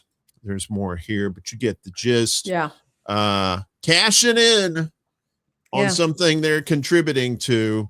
And, when you try to go to alternative sources, you get browbeaten saying, what are you going to do? Put a solar panel on your car, blah, blah, blah, blah. And it's like, we need these advances. I don't know about you, but I've seen a lot of these stories about people who have come up with alternative fuels. Some of these engines running on water, some of these engines running on nothing but air. And then the next thing you know, you don't hear from these people anymore. And, and we're going to get to that tipping point where there's going to be a point of no return because of this stuff. Well, and then, at what point does the person not be able to keep their heat on, or keep their air conditioning on, or heat their water? At some point, the utility costs are going to become too much for a whole lot of people. And we're talking about a basic standard of living. And for many people, I mean, right now, for example, if you don't have your utilities on, that can severely damage your home. If you are a renter, you can be evicted for that. In some cases, you'll have leases that state you have to maintain the utilities, and if you don't, you can be evicted. Our homes are designed they're held up. I mean, the structure of the home it holds up with the expectation that it will be heated, for example. Without it, your home, you get mold, you've got all kinds of things. So what's going to happen then? And I'm looking at my utility bill. My utilities, the heat, we have, some of it is through the gas company, is through a separate service. But where I'm living, all the rest of my utilities come through the city, and it's all bundled into one thing. And I have watched my city utility bill go up $75 over between 1 month to the next, because it's been really hot, and I've got to keep the AC on. And this is a poorly insulated home that I'm living in, and I can do it kinda, but there are a lot of folks out there who can't. Oh. And until they come up with more innovative ways of powering, heating and cooling your homes, the oil companies are still going to rake in the cash. So, yeah. And they're going to pay off our politicians to make sure that stays the same way. And speaking of politicians, yes, I am the king of segue. We told you about Mitch McConnell kind of disappearing into the ether. Yeah. Well, the governor of Kentucky is like, all right, put up or shut up. After 43 days of silence, Kentucky's Democratic governor calls on McConnell to prove he can serve or resign, or just prove that he's actually with us on this mortal coil. After weeks of sitting on his hands, Kentucky's Democratic Governor Andy Beshear issued an ultimatum to the state's absentee Senator Mitch McConnell on Tuesday: prove you're alive and can do the job, or step down. Since he was hospitalized back on June 14th, McConnell's 4.6 million constituents have been left with virtually no answers about the 84-year-old Republican's condition, leading to rampant speculation of a cover-up. There's also these pictures that were coming up saying, see, he's fine, but that's the pictures from 2023. Womp, womp. Some even pondered whether the former Senate Republican leader may have shuffled off this mortal coil altogether, but that his staff was keeping mum until the presumptive August 3rd deadline to avoid a special election that could lead to suboptimal results for the GOP, and possibly Thomas Massie filling that seat if he chose to run. Beshear, who has the power to call a special election to fill vacant Senate seats, has chastised McConnell and his staff for weeks for the lack of transparency about his condition, but he continued to balk at taking action, even as members of his party begged him to do something. That is until Monday, when McConnell's office released an update from his physician, which stated that the senator was undergoing a strenuous course of physical therapy and rehabilitation, but was not yet medically cleared to leave the rehab facility and return to the office. Bashir finally sent McConnell a letter demanding proof of life. He wanted that picture of him with the with the newspaper with today's date on it. So that's what I would ask for. What timeline are we living in? It's now been 43 days since news of your hospitalization, Bashir wrote. During that time, you've cast 0 votes, engaged in no official activities, and aside from 2 photos and corresponding statements, have made no effort to communicate with your Kentucky constituents or the nation. The governor noted that the physician's statement still provided no details about the 7-term senator's actual condition, including whether you can speak, reason, or carry out your duties as a senator. As your governor of the state you serve, Bashir continued, I am calling on you to directly and verbally address the people of Kentucky and provide proof of your capacity to serve or resign. Bashir said he'd sent the same letter to Senate Majority Leader John Thune, who took over McConnell's longtime role in 2025 before he announced his plans not to run for re-election.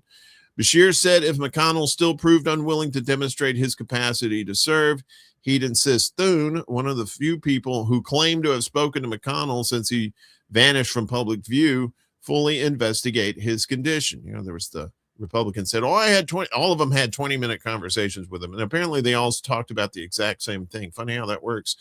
All of this speculation and even this letter could have been avoided with a minimal amount of transparency. Bashir concluded Kentuckians are just asking you to be honest, which is kind of funny that he's saying that to Mitch McConnell, who tends to not be honest, even when he is conscious. Well, you know, we talked about this a few weeks ago, and I said this could be very easily resolved by letting the governor come visit him. Mm-hmm. Yeah.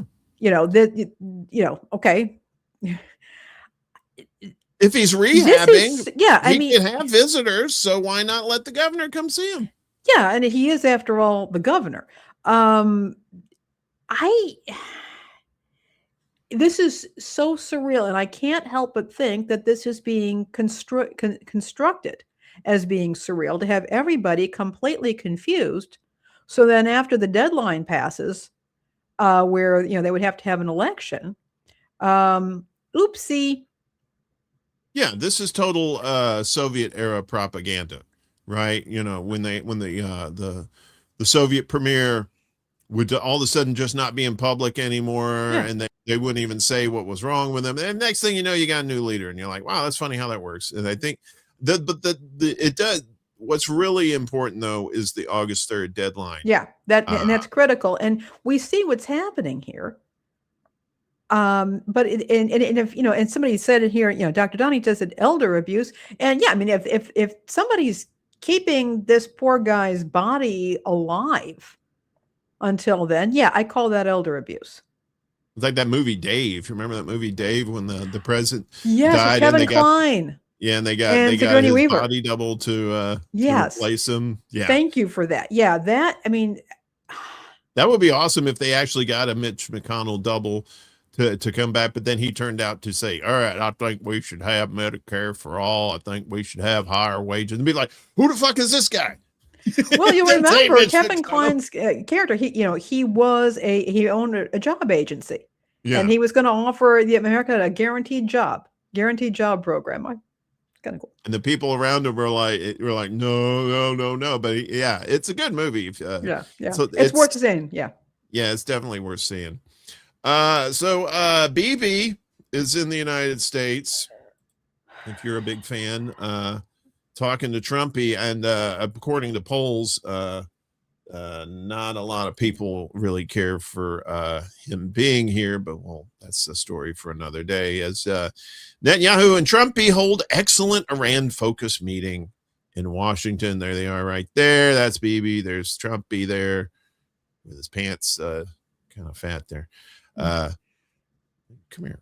So Israeli Prime Minister and wanted war criminal Benjamin Netanyahu, wanted by the ICC and the ICJ, just so you know, held talks with U.S. President Donald Trumpy in Washington on July 28th, which was yesterday, with Hebrew media reports indicating that the premier lobbied for larger escalation against Iran. Mr. President, you're not getting your ass kicked enough. You need to get it more kicked.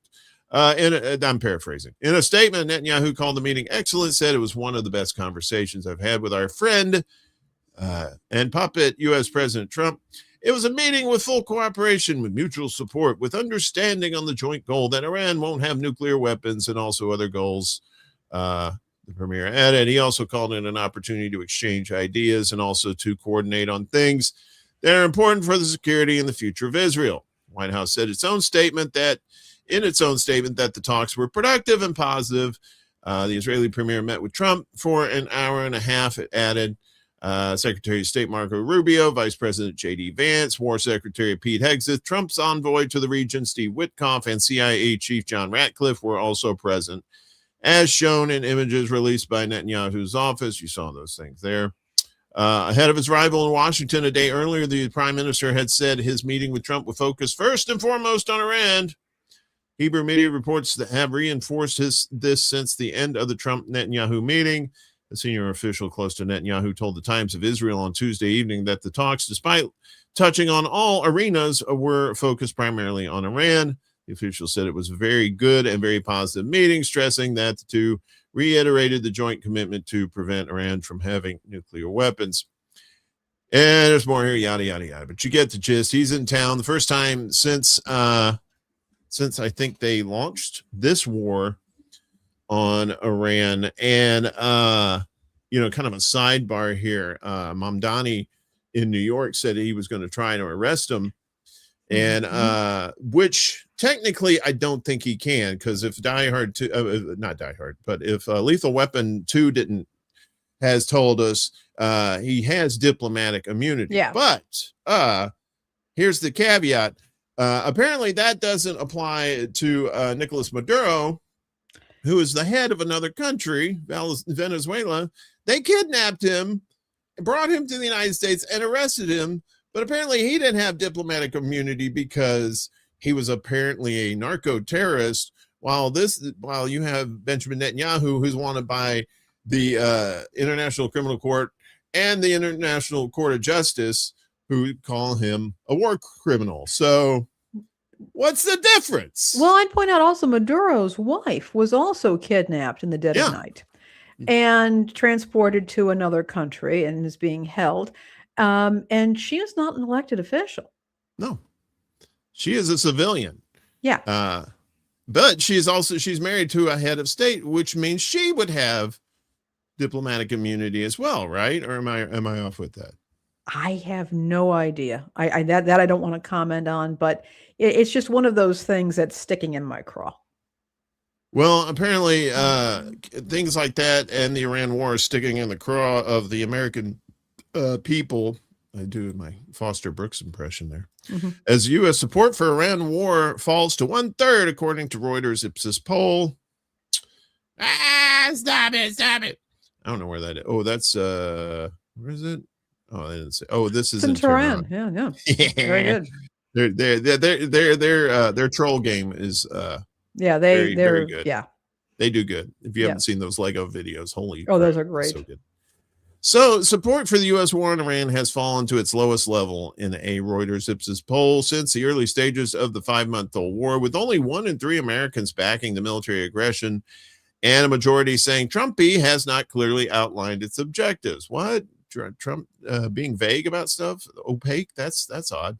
The nationwide poll conducted from Friday through Sunday also found that Trump's approval rating rose 3 percentage points from last month to 37%. After reaching the lowest level of his presidency in the previous survey, which is mind-boggling, but okay. Trump has presented several objectives for the war, including eliminating Iran's ballistic missile capabilities and preventing Tehran from developing a nuclear weapon. However, 69% of respondents, including 4 in 10 Republicans, that's impressive, said Trump had not clearly explained the goals of U.S. military involvement in Iran.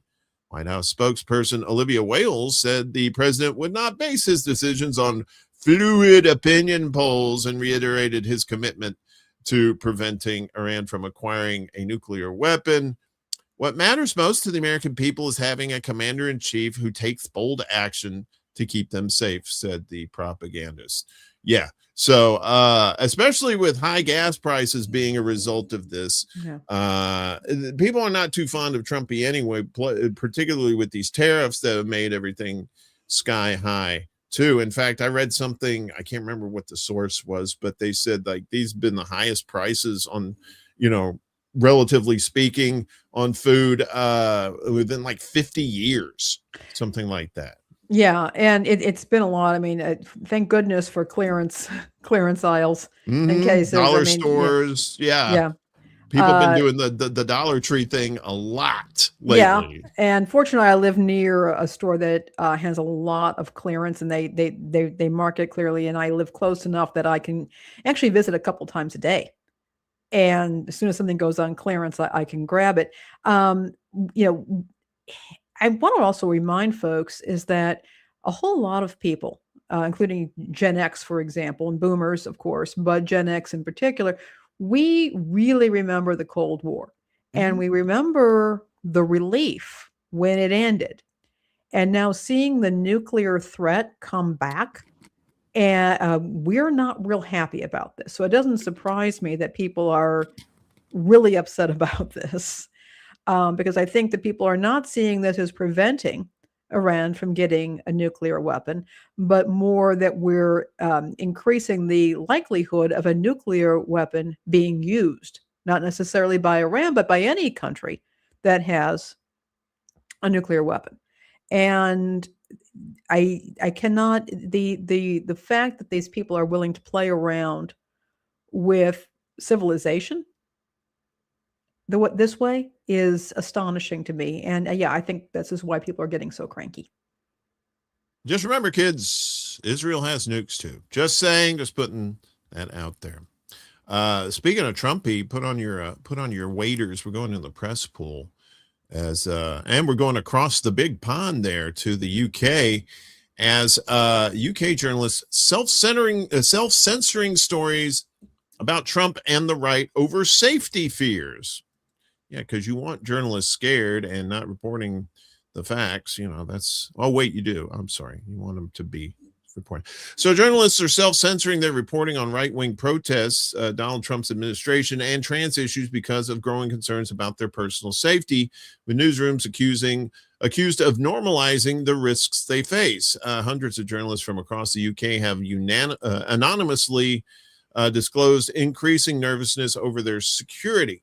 Some have reported avoiding or altering coverage on certain topics due to intimidation, leading to self-censorship and a narrowing of the public conversation. The findings are revealed in a government-backed investigation into the safety of journalists ordered amid growing hostility to traditional media across the West. There have definitely been times where there's been a story that's maybe in the public interest, maybe worth reporting on, where we've had frank discussions about whether it's worth it, one journalist said. Another said, I was definitely looking over my shoulder and making sure I wasn't being followed and making sure that people weren't going to start shouting things at me. Investigators found a widespread belief that abuse linked to reporting has increased, especially online. They also reported newsroom cultures that treated the increase as inevitable, given the polarized political environment, with journalists expected to be thick-skinned. Female journalists faced the brunt of abuse, describing gendered and sexualized harassment, explicit threats, inappropriate messages, and online comments focused on appearance. Common topics raised by journalists as causing safety concerns were right-wing anti-immigration protests, the Trump administration, including protests against ICE, as well as trans issues. Anti-immigration protests were most widely referenced by journalists, both regarding the in-person risks of attending the marches and the backlash to any subsequent reporting, the investigation found.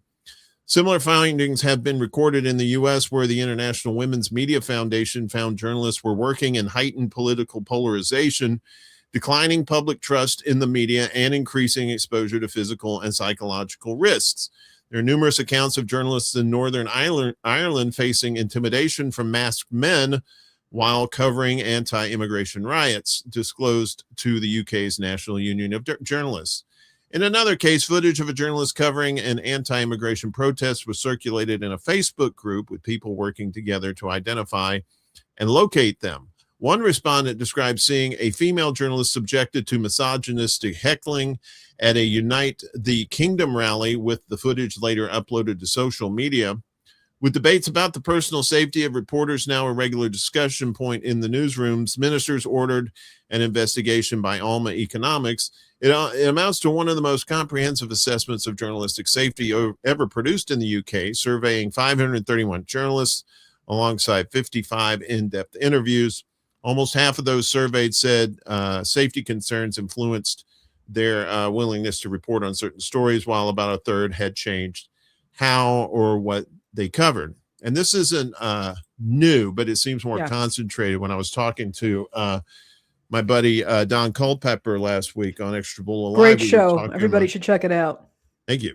He's a wealth of information, and he was an investigative journalist in northern Mississippi, and he talked about the risks that reporters face, especially like in smaller towns like that, where everybody knows what's going on. But it's, the article here talks about being thick-skinned. It's kind of like police work. You kind of have to know what you're getting into when you're becoming a reporter, and whether you're willing to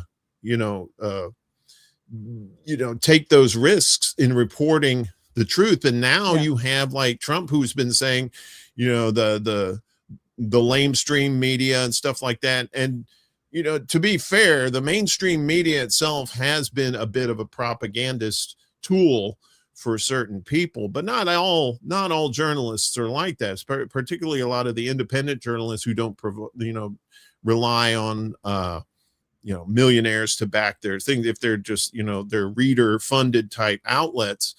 And then you look to, what was going on in Gaza, where you had these Palestinian journalists literally fearing for their lives to report what was going on there. And that reporting, even though there was like 200 something journalists there died or were killed, were murdered. And but their reporting got that information out to the rest of the world. And that's why you're seeing this flip on support for Israel. So the importance of journalism there, especially in today's society, you run the risk of people who are brainwashed by these people who want to control the narrative, and it often leads to violent situations. And that is something that I think, in the UK and in the US, we haven't been as used to. Journalists around the world historically have suffered terrible recrimination for their reporting. It's a very dangerous profession in many areas of the world. And now it's coming home to roost for us. And I will say this, I do think, if you're going to be a journalist, if you're going to put yourself in the public eye, you have to have a thick skin. But thick skin doesn't defend against bullets. It doesn't defend against a knife attack, or that sort of thing.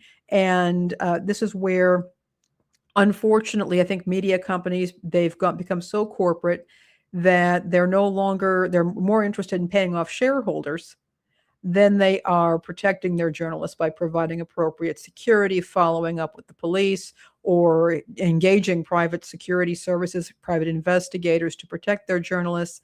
And it leaves the journalists, their heinies are left out in the air, while their bosses can rake in the money that the journalists are making for them.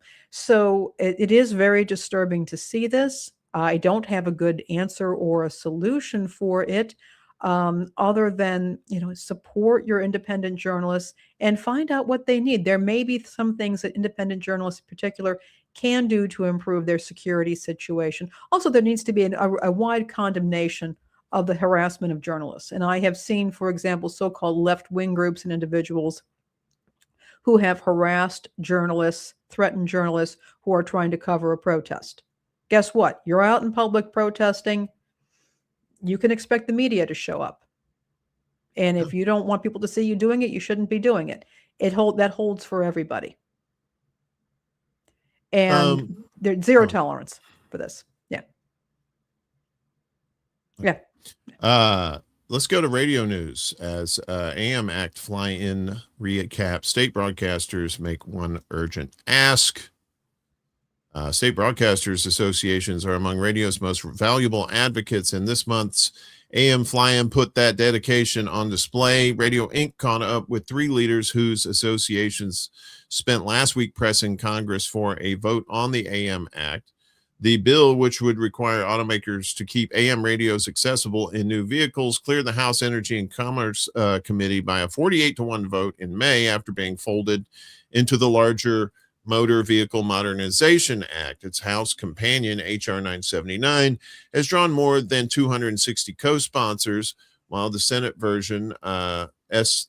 315, has advanced through the Senate Commerce Committee. Broadcasters are now pressing congressional leadership to schedule a floor vote before lawmakers turn fully to midterm campaigning. Oklahoma Association of Broadcasters President and Chief Executive Officer Will Payne made his second trip to Washington since taking the association's top seat, this time meeting one-on-one with members of Congress. 6 of Oklahoma's 7-member congressional delegation, including both senators, are co-sponsors of the bill, Payne told Radio Inc. I really honed in on just trying to say this is important to our Oklahoma broadcasters. There wasn't a need to sell our membership on it. It was more of a need to say the urgency is now that we need to push leadership. I just didn't feel like we needed additional support. We're good. Didn't feel we needed additional support. We're good. We just need to go to the next step of pushing leadership. Payne said the fight now extends beyond AM. This is existential that we get this done because this is a threat to all of radio in the dash, he said, according to your dashboard. Pointing to automakers that have also begun removing FM radios, with Oklahomans very, very vocal and active on preventing over-the-air radio removal, which is ridiculous. Payne said Oklahoma broadcasters ran a coordinated public awareness push around Fly-In Week. We had a groundswell back home. I was on channel 459, Oklahoma Educational TV, AM and FM stations across the state of Oklahoma. That's something that we have not seen, if not ever, in a long time, showing our support of one subject. We came away with continuing to raise this issue, and now we're continuing to follow it up with additional interviews, whether that's live, local radio, and TV here in Oklahoma or nationwide. So more in Alabama, and then there's Massachusetts. Mm-hmm.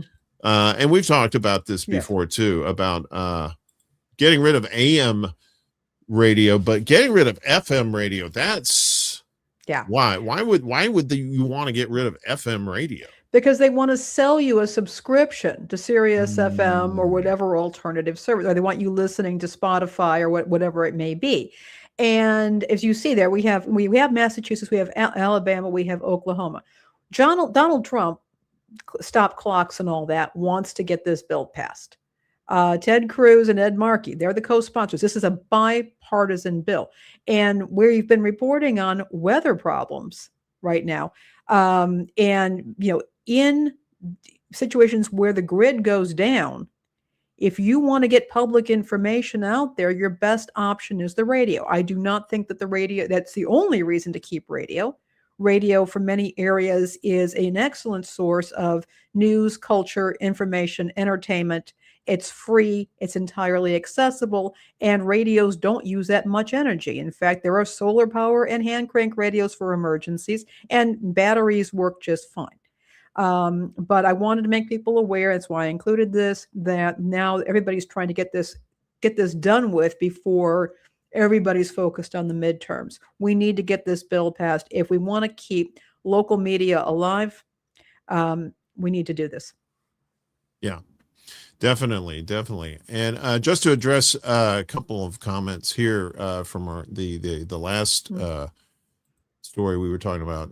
Yipper says, I don't like them, dunk on them. Yes. And Chris, good to see you. I find that some of the leftists don't trust right-wing journalists when they cover protests because the right-wing journalists are coming with the express purpose of misrepresenting what they're reporting.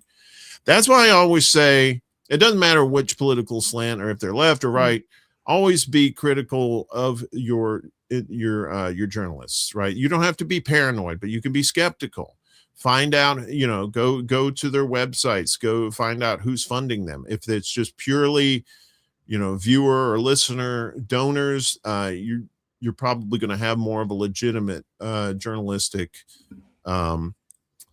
source that you can rely on, right? But even then, sometimes journalists tend to get swayed later on. Maybe they are truly independent and just trying to do good, and then something else happens along the way. That's why, that's why I say sleep with one eye open. And when it comes to, journalists like that, it's okay to be skeptical of them, especially if they're pushing particular narratives too. So, go to the clownfish school. I wonder if they have sex robots at that school. Probably not, right? Let's hope not. Robotic fish, maybe robot fish. That sounds like some Nikola Tesla stuff. So this coming from eBay. eBay agrees to pay nearly $50 million to a couple who sent cockroaches and a bloody pig mask. This is some dumb shit, I swear to God. So eBay Incorporated agreed to pay almost $50 million to a Massachusetts couple who said former employees of the company targeted them with threats and bizarre anonymous deliveries, including live insects, a funeral wreath, and a bloody pig Halloween mask, according to settlement details released Tuesday. The parties reached a tentative settlement in February as the case was headed to trial, but they were unable to finalize the agreement. The Steiners, I guess that's the couple that's involved in this, asked a federal judge in June to reopen the case, and a new settlement announced Tuesday resolves the litigation. The agreement with David and Ina Steiner, founders of E-Commerce Bytes, a newsletter covering the e-commerce industry, includes an additional $7 million in charitable donations, including to organizations supporting First Amendment rights. Attorney Christopher Murphy said the resolution sends a warning that attempts by big business to suppress speech and the press will not be tolerated. This was not only an attack and campaign of harassment against two people, it was also an attack on free speech and freedom of the press, said Murphy of Massachusetts Bates Scally Murphy Law, not Murphy's Law, the movie, or was it Murphy's Law? Wasn't that the TV show? I can't remember. Murphy Brown. That was Murphy Brown. Sorry. Yeah. That was another Murphy. The settlement yeah, she was a journalist. Settlement contains no confidentiality provision allowing the Steiners to discuss the case publicly. Murphy said his clients insisted on being able to speak openly about what happened to them. The settlement resolves more than 6 years of criminal and civil proceedings stemming from the harassment campaign. In their 2021 lawsuit filed in Boston federal court, the Steiners said that the company engaged in a conspiracy to, quote, intimidate, threaten to kill, torture, terrorize, stalk, and silence them in order to stifle their reporting on eBay. The Natick, residents who report on the e-commerce industry in their newsletter said they were subjected to cyber stalking, death threats, and in-person surveillance by former eBay workers. The settlement also requires eBay to issue a public statement addressing the conduct of former executives involved in the case. When the lawsuit was filed, the company said the misconduct of these former employees was wrong and that it would do what is fair and appropriate to try to address what the Steiners went through. eBay reiterates its apology Tuesday, saying what the Steiners were subjected to by former eBay employees in 2019 was wrong, reprehensible, and should never have happened. The company also acknowledged the unprofessional tone in internal communications by former CEO Devin Wenig, former Chief Communications Officer Steve Weimer, and former Senior Vice President Wendy Jones. The company said the conduct is not representative of eBay's culture and said it has since changed leadership and strengthened its policies, procedures, and ethics training. I wonder if they got the same training as ICE did. Yeah. Remember they were supposed to get retraining? Yeah, I'm sure about that. Yeah. So in 2020, federal prosecutors charged 7 former eBay employees, alleging they carried out a coordinated harassment campaign against the couple after becoming angered by coverage in the couple's online newsletter Most of the defendants pleaded guilty to charges including conspiracy and cyber stalking, and were later sentenced to prison terms or home confinement. In 2024, eBay agreed to pay a $3 million criminal penalty under a deferred prosecution agreement with federal authorities. So, like we said, the prosecutors said the harassment included anonymous delivery of items like live cockroaches and spiders, a funeral wreath, bloody pig face mask, all that. The employees also sent pornographic magazines with the husband's name on them to a neighbor's home and planned to break into the couple's garage to install a GPS device on their car. And there's more here, but my God, eBay people, what the hell? Yeah, I reported on this for Hard Lens on my Civically Minded show way back in the day. This has been going on for a while, this particular case. And it was one of those things that, I mean, you're looking at it and you can't believe it's real. It's not approaching the whole Mitch McConnell thing, but by gum, was it weird? And it still is. The fact that, people had to be retrained in ethics, no ethical person would ever do something like this. Yeah, don't retrain them. Just don't hire psychos. Yeah, but I mean, what? But again, we were talking about journalism. And I mean, and this is not even political journalism. This was a company that was basically helping out eBay sellers by reporting on what was going on at eBay, because for many people, that's their business. They sell on eBay. And the fact that these independent journalists were subjected to this, I mean, this is a C-suite. Anybody being subjected to that. I mean, not just people with an online blog like that. I mean, my God, breaking into their garage, putting GPS devices. Somebody needs to go to jail. Yeah, and they should have been. Yeah, this is this is a story that, again, you just left me flummoxed then, and I'm flummoxed now. This is flummoxing too. When you have mile high preachers. Oh, that's good. That's good, Uncle Warren. The Mile High Club, getting closer to God. That's what it is. So evangelicals are force feeding sermons to air travelers. I just love a captive audience. Oh boy. Yeah. Here we are.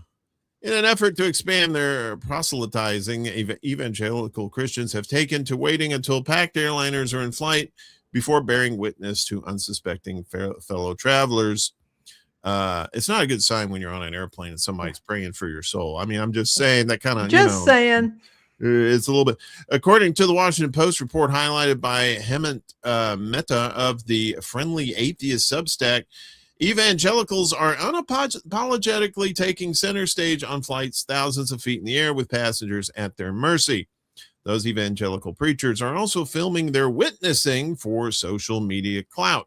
In an interview with the Post, Whitney Lynn, an evangelist, producer, and singer-songwriter from Orlando, confessed she makes a point of speaking on all her flights, explaining, "They have no choice but to hear the truth. When I have a gift and I have a life raft, if you're drowning, I want to give you that life raft so you can be saved." Brett Rao, a Maine-based music artist and producer, said he has been nervous before urging people to seek Jesus on planes.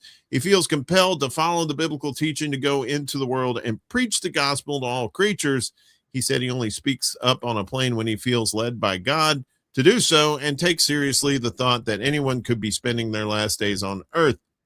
Yeah, again, you really don't want to put that paranoia into a plane full of people who can't escape unless they have a parachute. Yeah. Mehta of the Friendly Atheist wrote on his social media platform that there is little airline staff can do to stop this. There's unfortunately very little airline staff can do to stop this. While there are rules regarding passengers who are disobedient or belligerent, preaching doesn't necessarily cross a line, unless you're an atheist, I guess. Flight attendants can politely ask them to stop, but I have yet to see any examples of plane preachers getting kicked off flights because they won't shut up, he wrote, noting that in a separate TikTok video that Lynn bragged, I just love a captive audience, he observed. The fact that the sermons are unwanted doesn't bother the evangelists at all, because for once they have an audience that can't walk away, and the hope that strangers might convert outweighs any concern that they'll conclude Christians are lunatics. I think this would probably reinforce that fact if you're not allowed to get away from it, which means we're just stuck with the possibility Christians may hijack a flight with their voices. Yeah. So if I'm on a plane and somebody starts preaching, I'm just like putting on my headphones.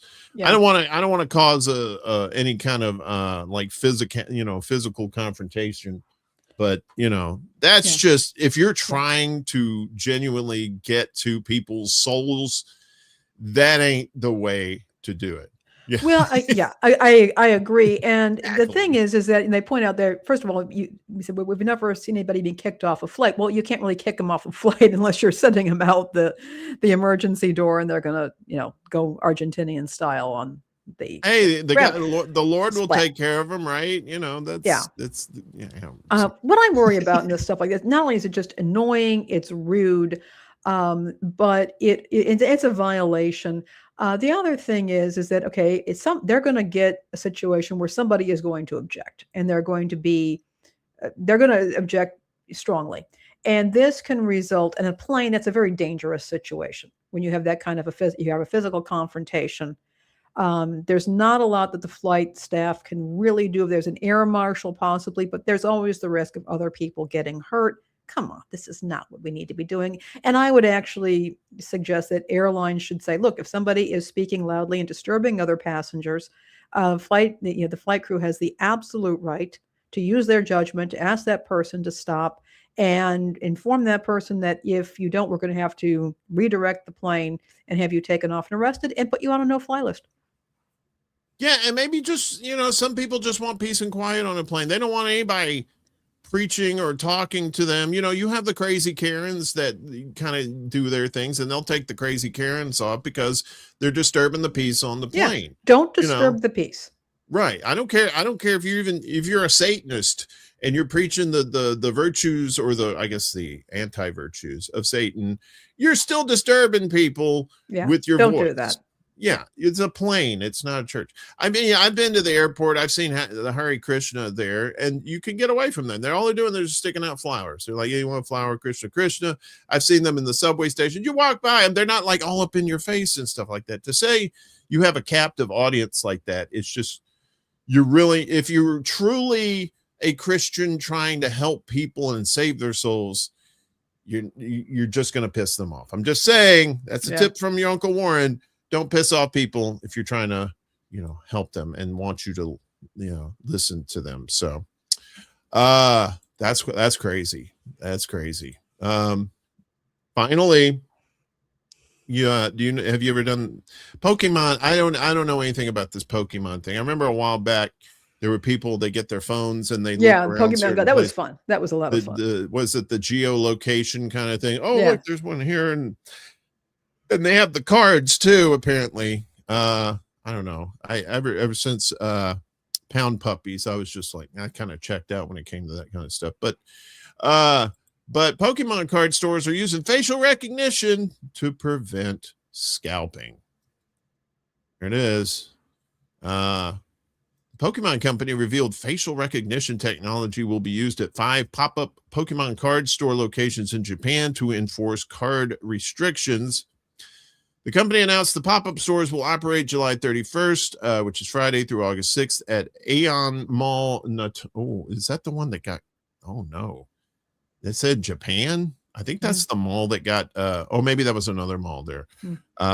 These malls, Notori, Chofu Parko, Mall Higashiru, Mall Hiroshima Fuku, and Mall Chiksushino, and will feature exclusive Pokemon trading card games, cards, and Pokemon Center merchandise. That's so confusing. Customers of elementary school age or older will be required to undergo a facial recognition scan before entering the store. The scans will ensure each customer only enters the store once per day, with anyone attempting a re-entry being turned away at the door. you need to leave the store temporarily, for example, to use the restroom, please be sure to inform a nearby staff member before you leave. The company says, please note that if you leave the store temporarily without a staff guidance or confirmation, you will not be allowed to re-enter.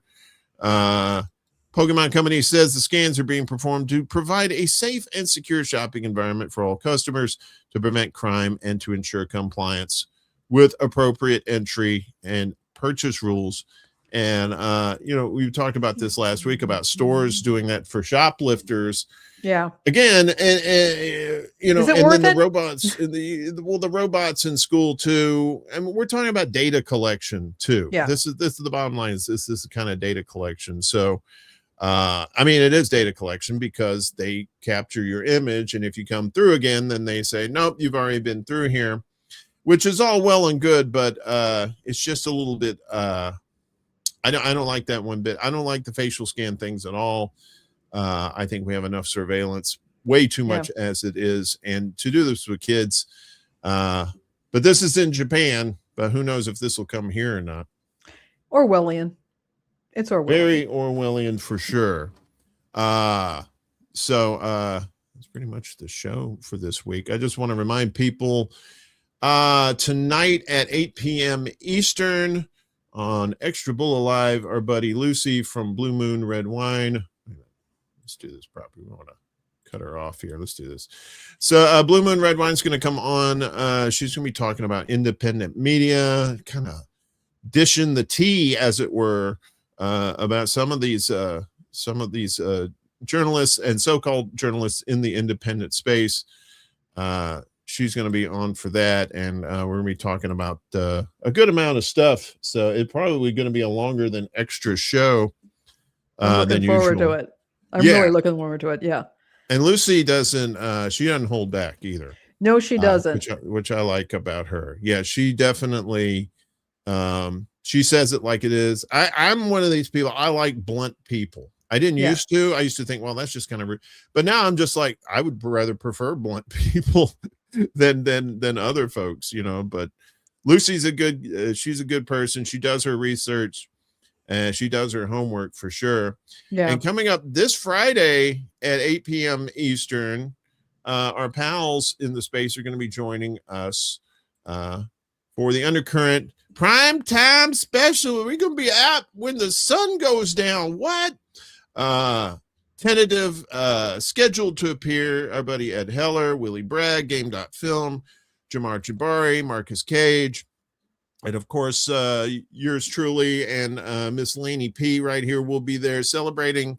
We just got over 100 subscribers. It's always a good reason to get together for a party. We're at 104 now. 105. Oh, we're at 105. I just checked. 105. Very good. So our growth is thanks to you guys, as always. We do appreciate it. And we appreciate everything you do. So come out for that. We'll be just, shooting the bull and just hanging out and talking about all kinds of things with pals of ours in the space. So please join us for that. Absolutely. I just shared also our Substack link for this week's show. It also has a link directly to Uncle Warren's show tonight with Lucy. And then at the end, also a direct link to the Friday night show. Yes, Lucy cusses out the disreputable thoroughly. Yes. Absolutely. Love her. And again, want to remind you of our mutual aid folks who need your help. We told you about our buddy Yoninah, who just lost her cat. I hope she finds it. I hope so too. Yeah, and she's a wonderful person. She's been a big supporter of this show and others in the space too. So if you can help those folks out, if you could donate or share out the links, either one of those things will be good. Other than that, I guess I'm going to have that show tonight, and of course, Morning Extra on Friday morning. Absolutely.